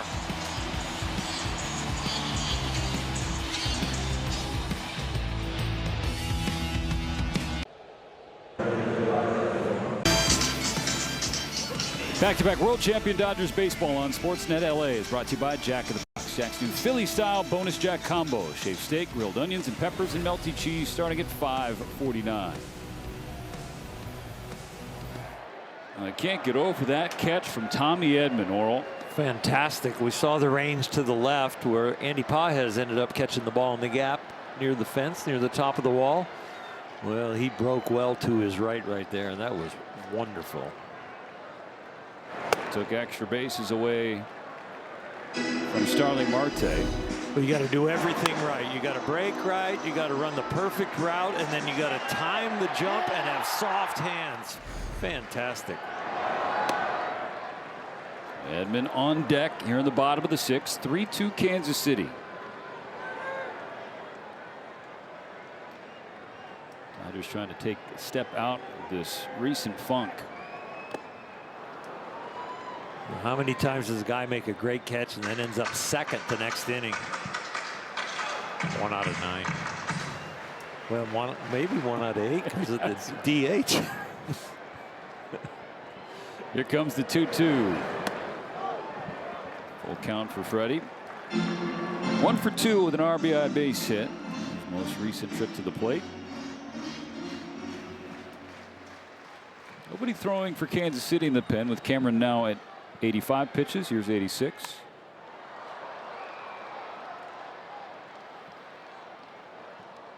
This is a left-hander, as we talked about tonight. He's been on a roll. He's gone at least 7 innings in 3 straight starts, and he's allowed 3 or fewer hits, I beg your pardon, in each of them. Freeman slices one into left field for a leadoff knock. Put the tying run on base for the Dodgers. 35 of Freddie's last 41 hits have been singles, but you'll take this one in a 2-strike count, left on left situation where he fights it off and finds some outfield grass.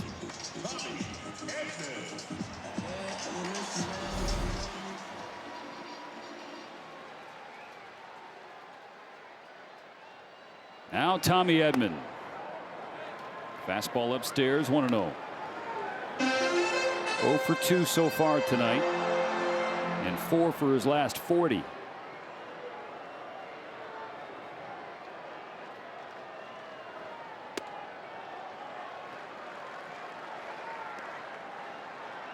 And the issue recently has been the fastball. He's not alone in that. He's going ice cold against the hard stuff. I wouldn't be surprised to see him stay inside the ball and block it over there right field to that hole. Oh, he's trying. A little lift and separate, but it looked like the attempt was to go to the opposite field.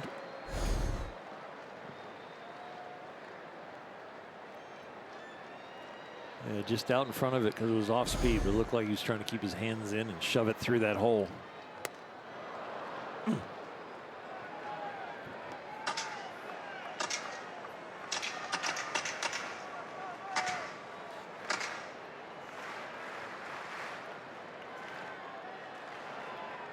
Square count for Edman, the 2-2. On the ground to Witt. 6-4 in time for the double play. Second of the game, 101st of the season. 2 outs and the bases now empty. A double play combination is really good. And they think maybe the foot was on the bag, not over the bag. Los Angeles is challenging the out call at first base.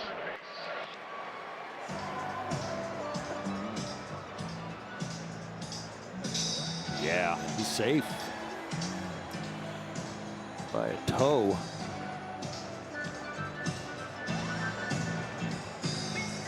There should be a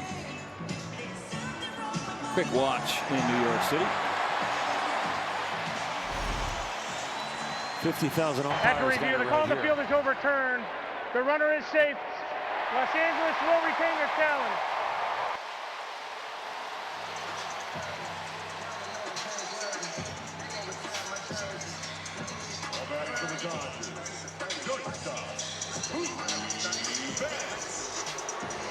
Back to Betts. Mookie 1 for 2 with the double.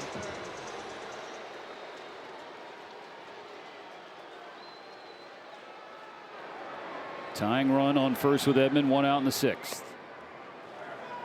The curve drops in there for a strike. Mookie's first several years as a Dodger, 2020 to 2025, at .282 against left-handed pitching. This year it's been a .190 entering this series. 1-1. And the OPS has tumbled too. Mark in the first stretch of seasons, 882. This year, 551 against left-handers.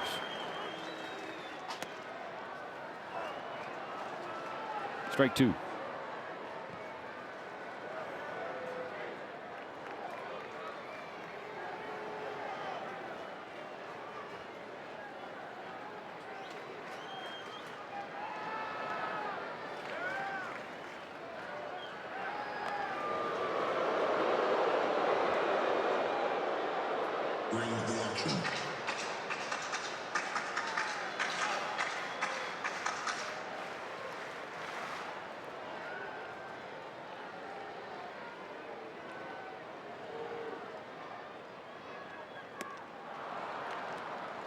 Down swinging. 2 gone. It's the second strikeout of the game for Cameron. This is one of his better breaking balls tonight because it wasn't going to be inside for sure. It had the depth on the plate, not the sweeping action where he pulls it.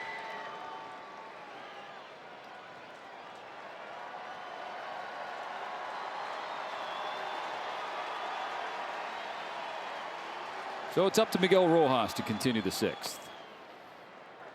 Strike 1 and a fastball.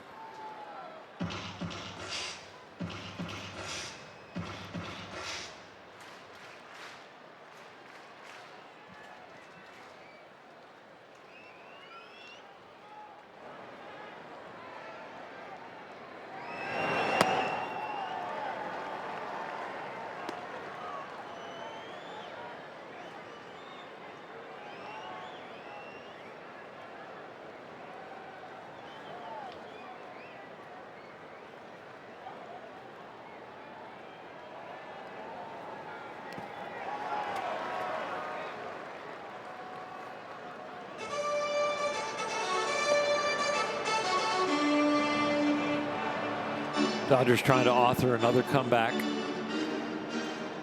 They're trying to do it on the backs of their bullpen that's been outstanding as we take a look at the Royals bullpen. John Schreiber just about ready. This will be pitch 100 from Noah Cameron. On 2-1, Rojas takes outside, ball 3.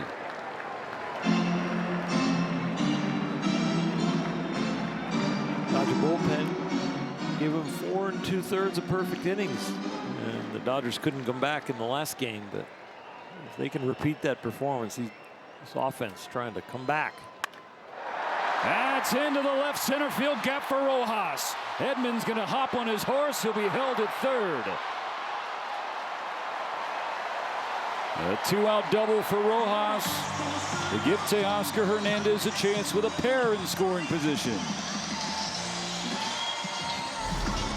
Might be some time for this crowd to wind up a little bit more because I think there's going to be a pitching change. Rojas knocking him off, knocking it out of the box and out of the box. So that's all for Noah Cameron. 5 2/3. The Dodgers had the tying run 90 feet away. The go-ahead run on second. We'll be back in a moment.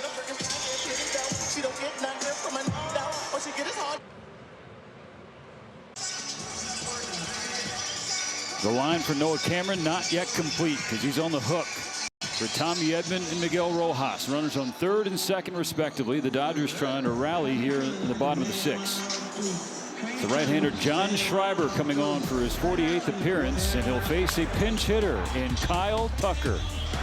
Started to swing the bat really well, and he's barreling up a lot more balls, better swing decisions, and a lot more pop.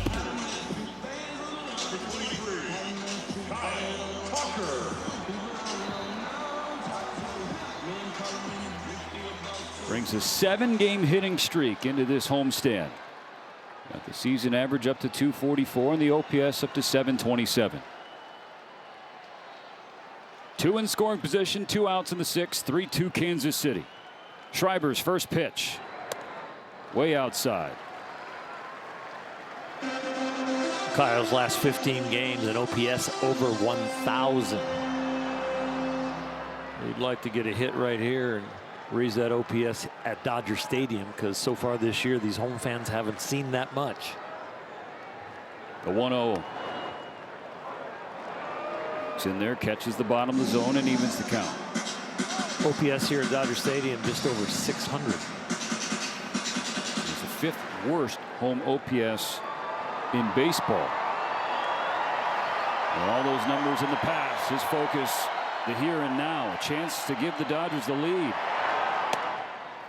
Jumps ahead 2-1.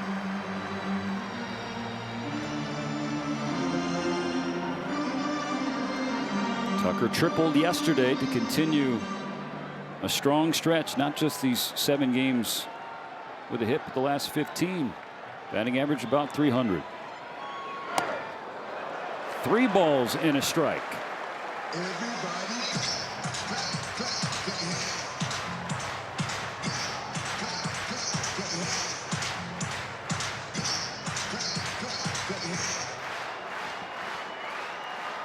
Max Muncy lurking on deck. Schreiber's 3-1 is low. Load him up.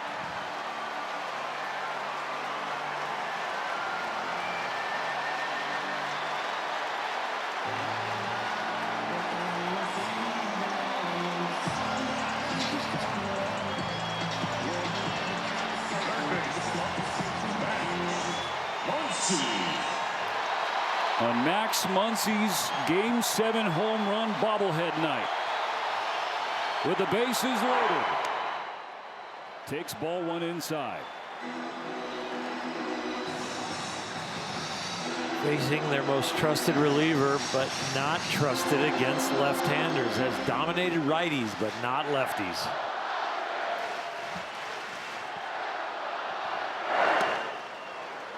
One and one. Muncy tonight 0 for 2 with a strikeout. In a recent cold spell for Max, but he is delivered with the bases loaded throughout his career. Slices, strike 2, foul over the net.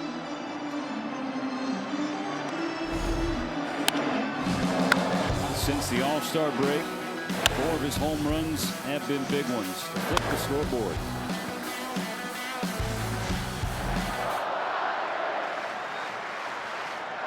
Schreiber's 1-2. Muncy ripped to right. It's a fair ball down the line. Edman is in. Rojas 2. Tucker's got a green light. He's safe. Max Muncy unloads the bases and gives the Dodgers the lead.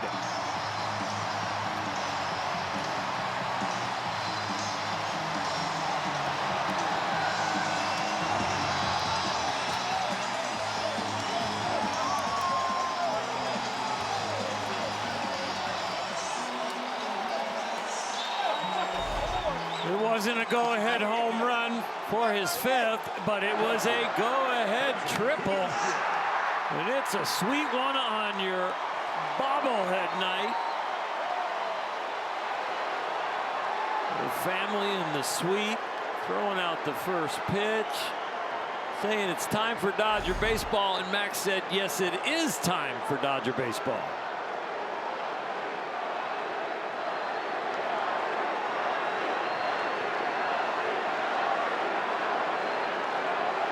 A Muncy chance worked their way around Dodger Stadium. He's now on third for Hunter Fiducia.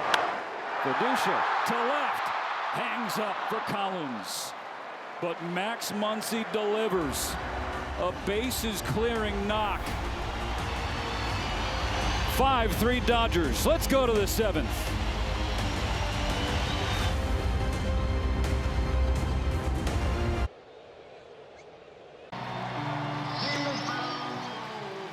Purchase a special ticket pack and receive an exclusive Korean Heritage Night jersey. That'll be this Thursday, presented by Jinro. Visit Dodgers.com/promotions for more information.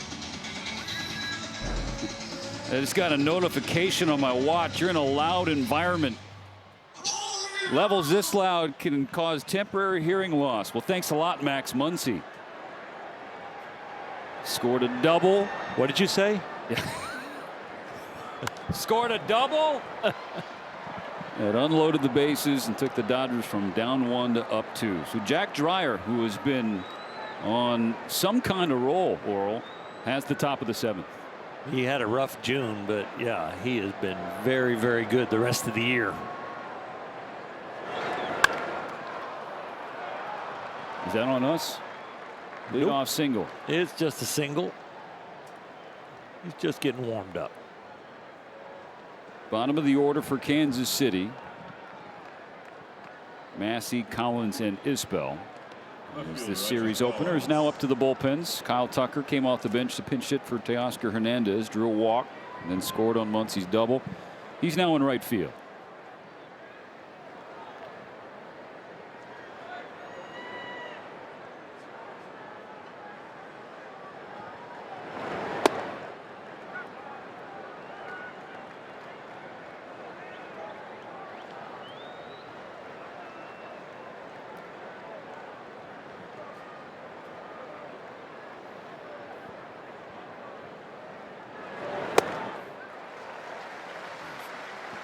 And in this stretch, Bulldog, you've seen Dreyer's fastball kind of tick up. It's got that finish now, and that's some good extension on the mound, working your way down the hill before you release the ball. Popped him up. Hot Mike Geisick. Freddie's underneath the first out.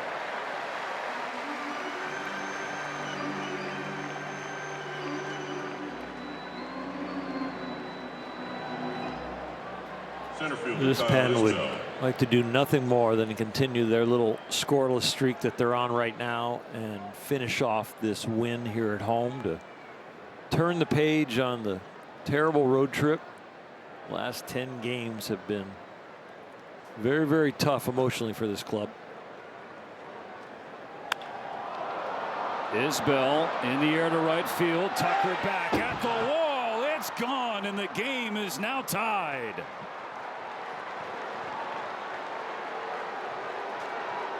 Kyle Isbell, the Rancho Cucamonga kid, with his 4th home run of the year to reset the ball game here in the top of the 7th. Breaking ball, it's up. Another level swing that hits it over the right field wall. This one a little bit more on the corner, but still thigh high.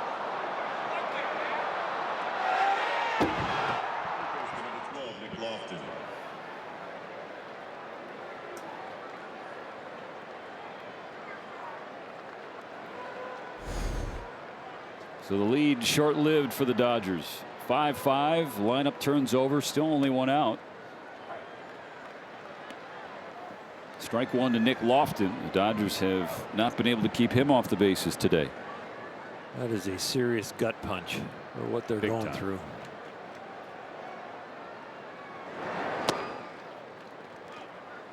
It's been something or another. It just has not been synced up. And they're going to have to sync it up here the last 3 innings.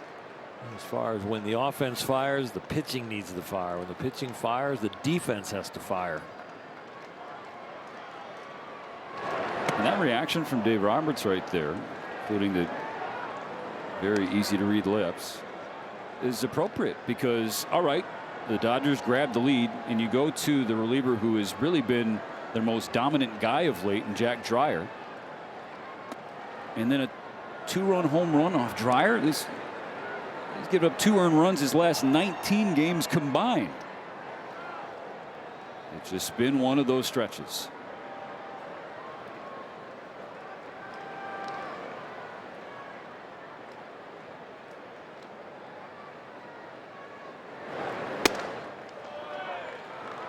And now a walk to Lofton, on for a 4th time.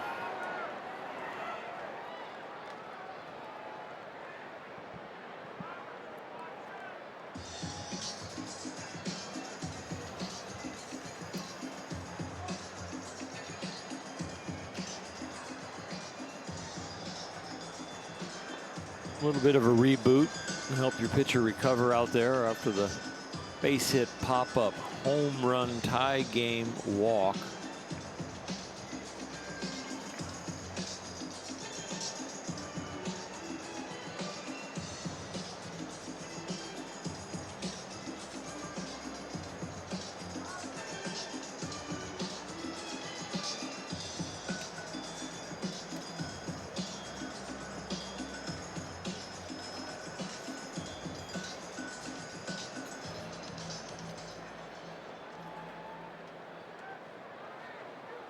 Shortstop number 7, Bobby Witt Jr.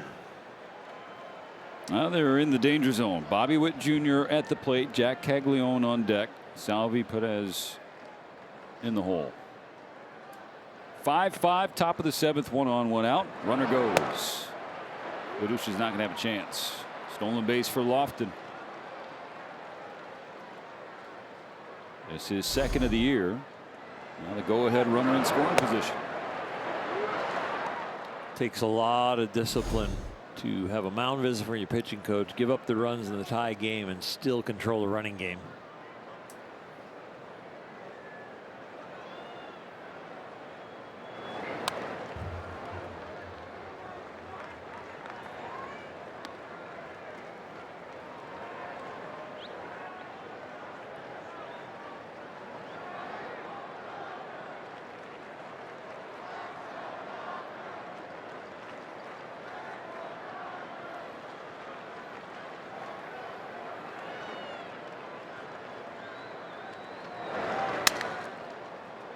That breaks Witt's bat. Squibber foul.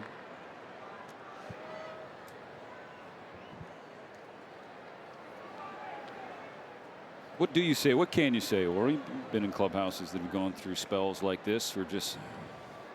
You have to talk about it. You kind of confront it with each other. You admit where you're struggling, because if it's an elephant in the room that nobody's talking about, then it can really snowball. And I don't mean snowball in the loss column or get going in the win column. I just mean emotionally, the team can start to separate. So you got to talk about it. You got to show your frustrations. You've got to let it all hang out and say this, you're hurting over it. And everybody then supports you and gets back on the page of, we're giving our best effort and we'll get out of this. First baseman number 14, Jack Caglione. Dreyer gets Witt. Now has to face Caglione.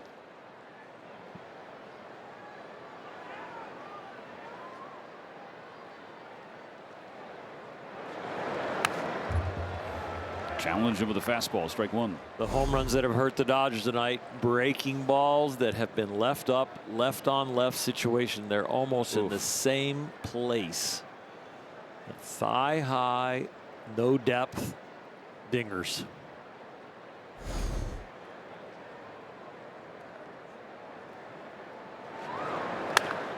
Caglione hit hard, but right to Freddie Freeman, who will take it himself. The damage done. The Royals tied up, sending us to the 7th inning stretch, brought to you by Sit and Sleep, SoCal's most trusted mattress store.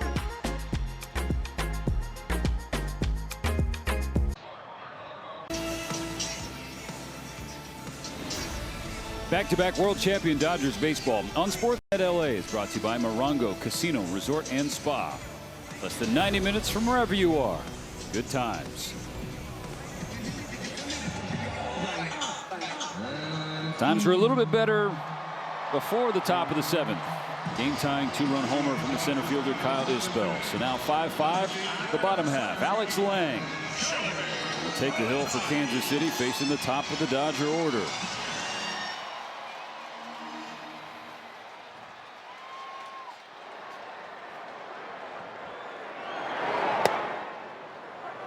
Strike one to Shohei.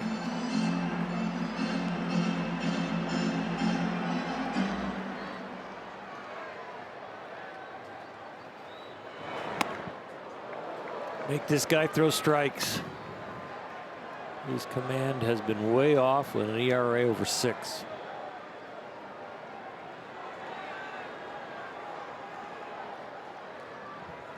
Lang's 1-1 pitch.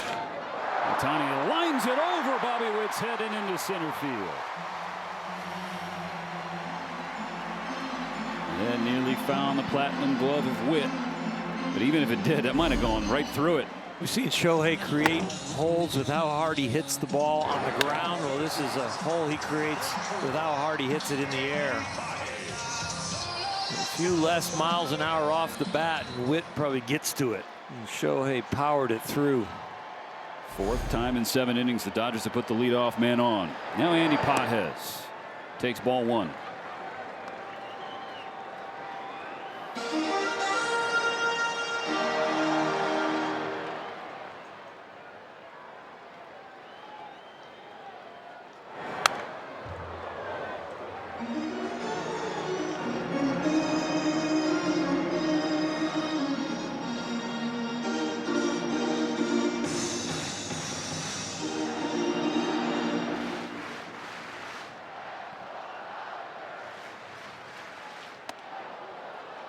Two and 1 for Pages.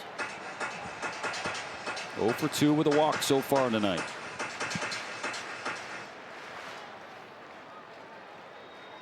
Last time up, lined out to left field.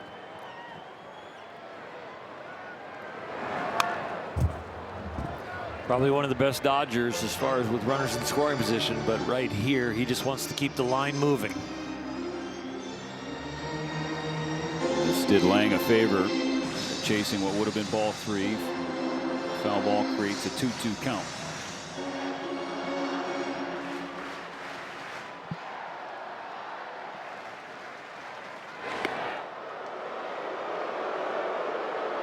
Even still, and this is one of the things you love most about Andy Pages.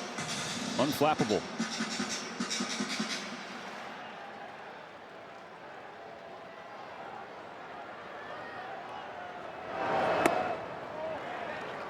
Full count.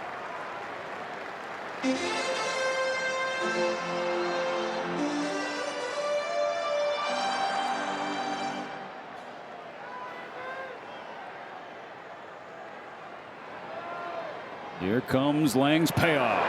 Ohtani's running. Called strike 3, and they don't have a challenge left on a brutal call from John Bacon. Slider spin, but not slider break. It backs up and never gets to the strike zone. Wow. It's going the opposite direction of the spin. And it is a ball. Ohtani did steal second, so he's in scoring position for Freddie Freeman, who's got 2 hits already tonight.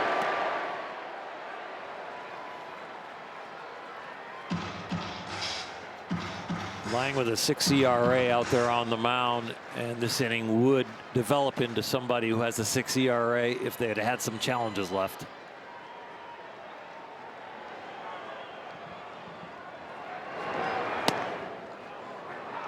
One and one.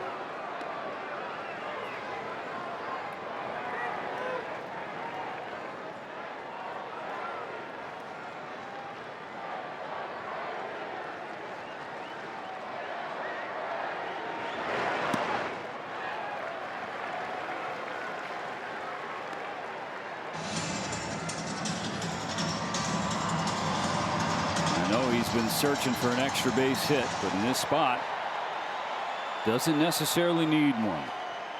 Ohtani on second, 1 out in the 7th. Game tied at 5.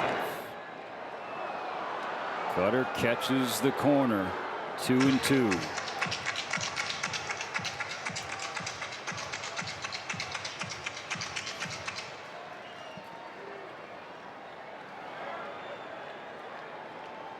Lang delivers. Spikes a change.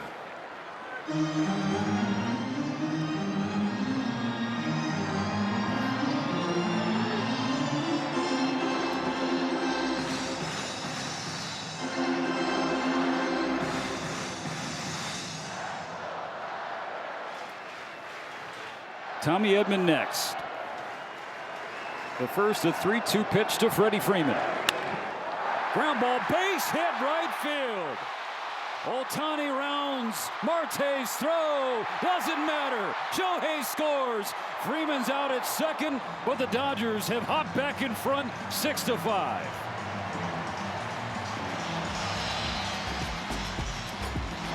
Freddie finds a way. Shohei with the line drive found a way to get on, stole second, and Freddie gets the ball down and in and hits it hard enough to find the 4-hole. And Shohei is busting it as soon as it went there. Dito Ebel was not going to hold him up.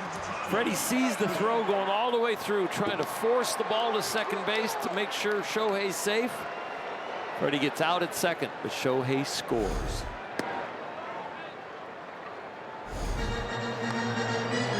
Play at second as Freddie tried to turn it into a double with the throw coming home.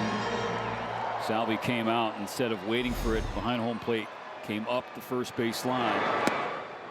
They get Freeman and the second out.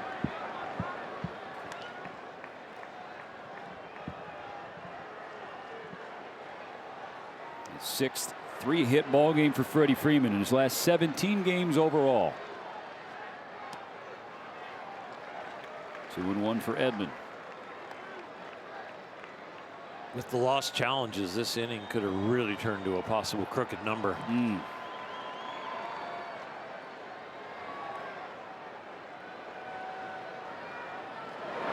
because of a successful team challenge Edman's last time up, instead of a double play, Edman was ruled safe at first base. Eventually came around to score on Muncie's bases clearing double. 2-2. Base hit up the gut for Edman.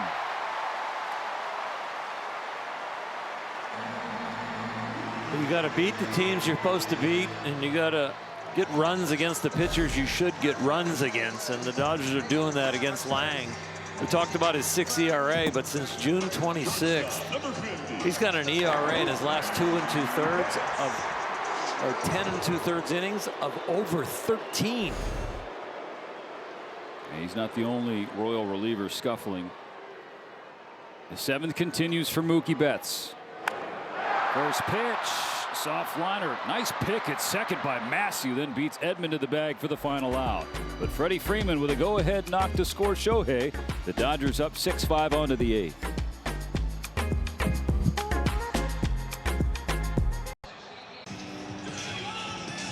Be one of the first 40,000 fans this Friday and take home an exclusive Clayton Kershaw bobblehead presented by Snapchat. Visit Dodgers.com/promotions for more information. Tanner Scott, 51st appearance about to begin. Top of the 8th with the Dodgers back ahead 6-5.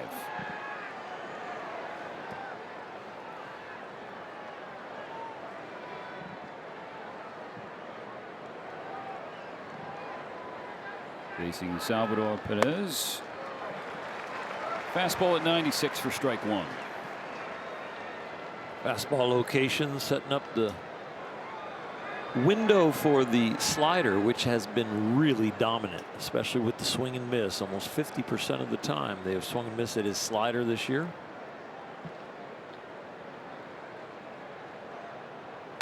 Just 1 run allowed by Scott in the last 11 appearances for the left-hander. What a job he has done so far this year, especially in the wake of the Edwin Diaz injury. Just kind of calming things down, and Blake Trinan going down, calming things at the back end of the pen. And an all-star case. Of course, things weren't necessarily calm on Friday in Arizona, but he put up another scoreless frame.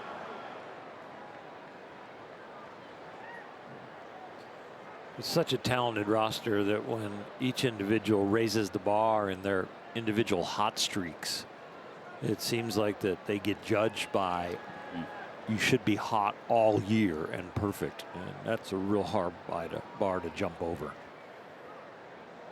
On a 1-2. He stays alive with a foul ball. The Achilles heel last year was 2 strike counts and not putting people away and making mistakes with too many strikes and 2 strike counts. That is where the slider has really filled that hole with the swing and miss, looking like a strike, ending up a ball, but here ending up an out. Rookie perfectly placed. The throw less than perfect, kind of lollipopped that whole play, but still the first out.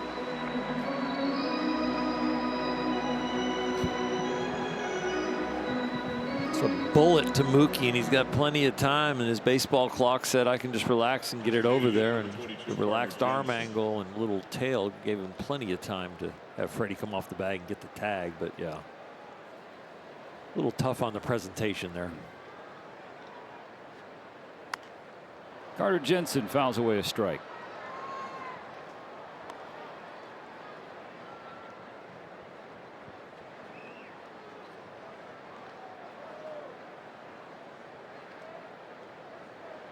Kansas City kid for his hometown team. 1-1 as the slider misses low.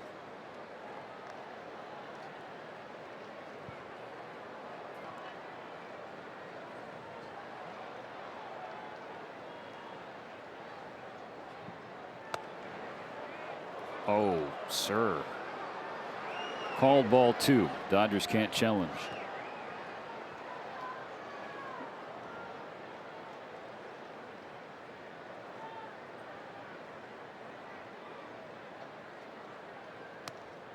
Mr. Bacon's getting fried back there tonight.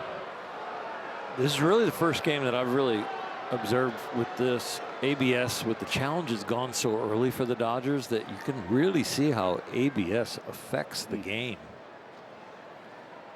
You turn back the clock. There was a lot more frustration on the field for both the umpires and the players.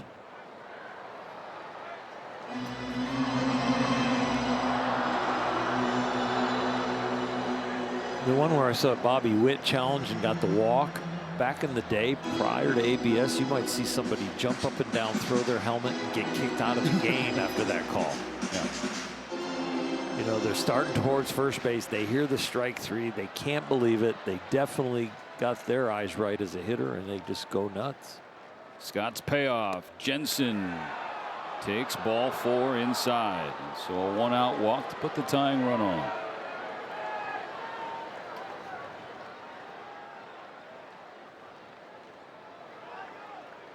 That's Tanner Scott's 6th walk in the last 7 games after he had 5 in his first 44 outings.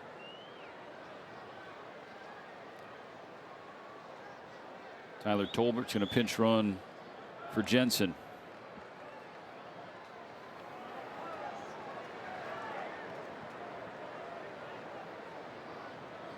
One on, one out. Starling Marte whiffs on a fastball.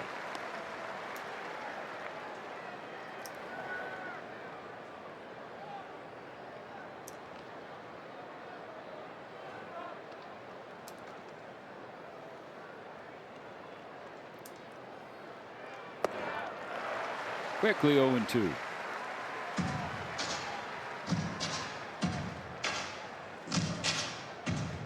Aging hitter that gets beat on a fastball and then decides I've got to hurry up and catch up, and they pull the string on him with the slider, and he looks bad on 2 pitches in a row.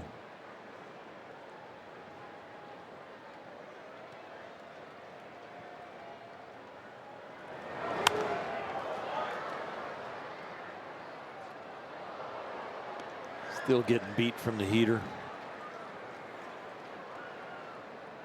So in the back of your mind, if you do throw a breaking ball, you can't throw it for a strike because you speed up the bat.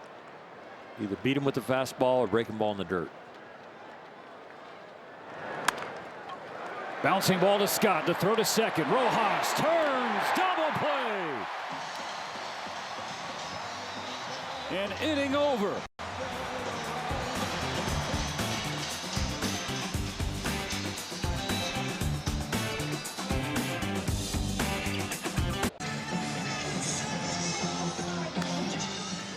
On the way after the game, Access Sportsnet Dodgers presented by Mercury Insurance. John Hartung, Jerry Harrison Jr., Nomar Garcia-Parra standing by in Club Ravine. We hope to break down a Dodger win. First, gonna hang on. We'll get some insurance here in the bottom of the eighth, leading Kansas City 6-5. Jose Cuas emerges out of the Royal bullpen.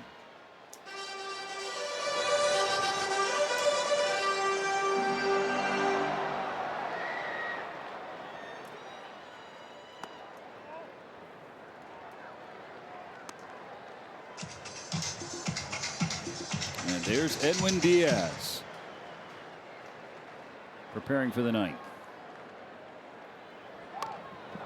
Rojas drops a bunt down the third base line, and smartly played by Lofton. He lets it roll foul. Fair when it passed him, but he read the spin and understood he wasn't going to throw Rojas out. If it stays fair, it could end up being a double, but Miggy wouldn't make a very good turn. That was a very good read right there. Smart baseball play.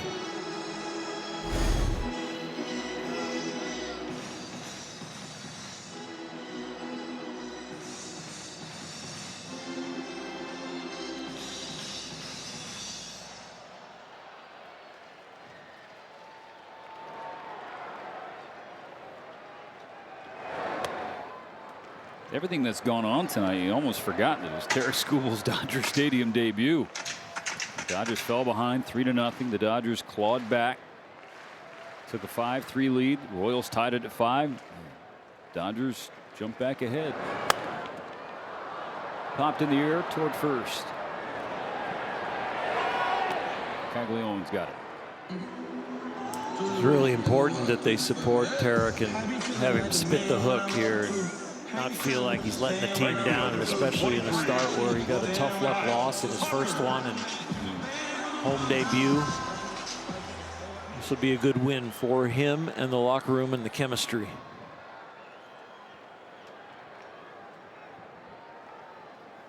Kyle Tucker's second plate appearance, came off the bench. A pinch hit walk for Teoscar Hernandez in the 6th.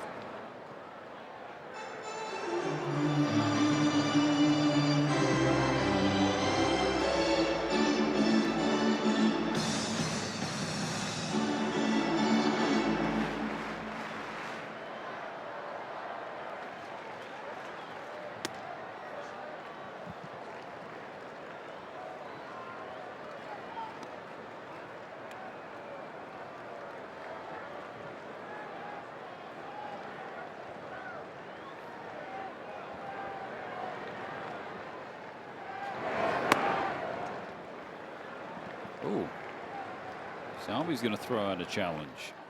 Catcher's challenging the ball.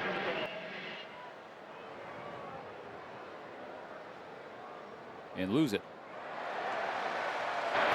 Ball confirmed. Kansas City has one remaining. He's one of the best that there is in this game. Having a fun conversation with Kyle Tucker. Tucker's giving him a little grief. So the Royals down to 1 challenge. Tucker flare it into shallow left, but not with all the ground that Bobby Witt covers.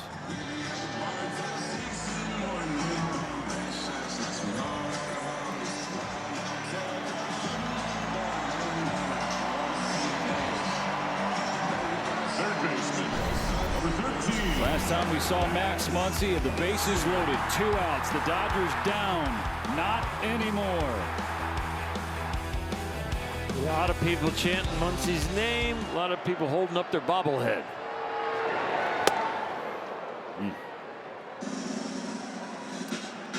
Honoring his Game 7 home run, which sparked the comeback. The Dodgers were down by 2 In the 8th inning, Muncy went inside right field, foul netting, second deck.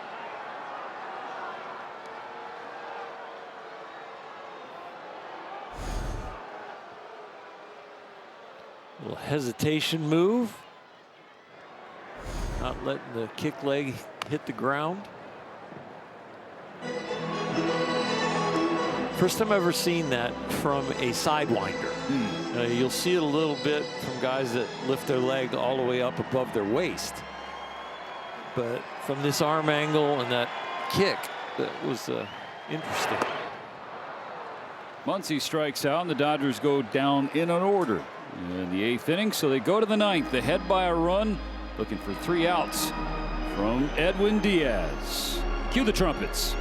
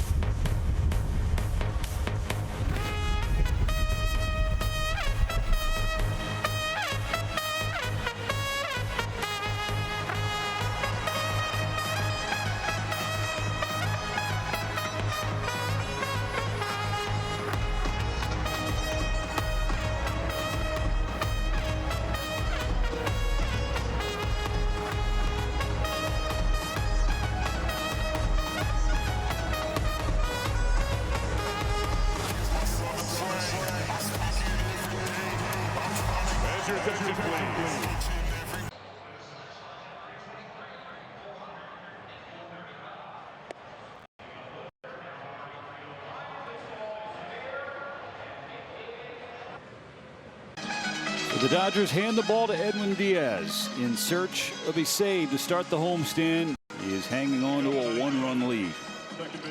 This is his role. He is being trusted with it, and they need to groom him back to Edwin Diaz form before they get to October, and they'd like to get it done before they get out of August. It's the bottom of the order, 7, 8, and 9. Massey, Collins, and Isbell, the same part that got to Jack Dreyer and tied the game in the 7th. Strike 1 to Massey, who has never faced Diaz before. 2 blown saves in Arizona for Diaz. It has not been a good ratio for him so far this year. Opportunities to saves have not been a good ratio for him at all. Only blew 3 last year and 31 opportunities. He's already blown 3 this year with 8 opportunities. And after he blew that last save in Arizona, the back-to-back triples, then you saw a little bit of a different Diaz in terms of the energy on the mound. Dare we say the anger on the mound, the frustration, the intensity. Trying to supply that from the jump here tonight. 1-2, fastball at 98.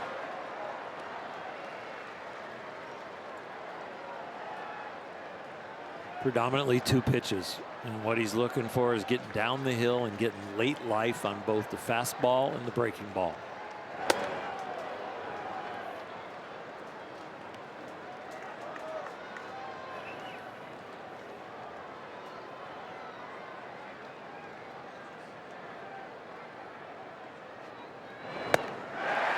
That's 1. Upper 90s with the fastball, and then the slider that doesn't break a lot, but it's at 89, so he gets a change of speeds and just enough. It breaks almost like a little cutter to miss the bat. And that's the pitch that he is trying to find his feel for again. Now Isaac Collins, who has faced Diaz before. He's 1 for 3, 2 strikeouts. That 1 hit is a homer.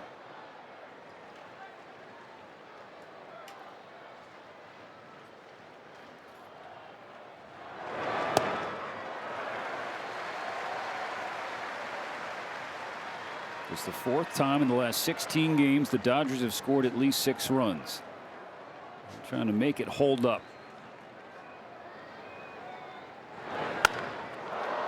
Fly ball, center field. Pajes feeling for the wall. Has room.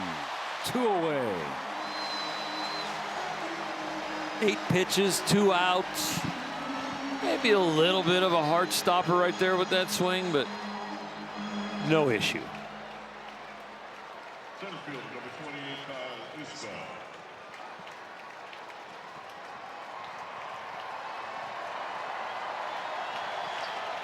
One more out to go.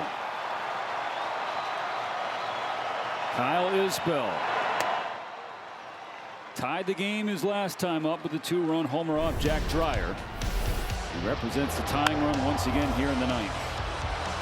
It's the thigh-high height that's hurt him. Get the ball down by the knees. 1-1.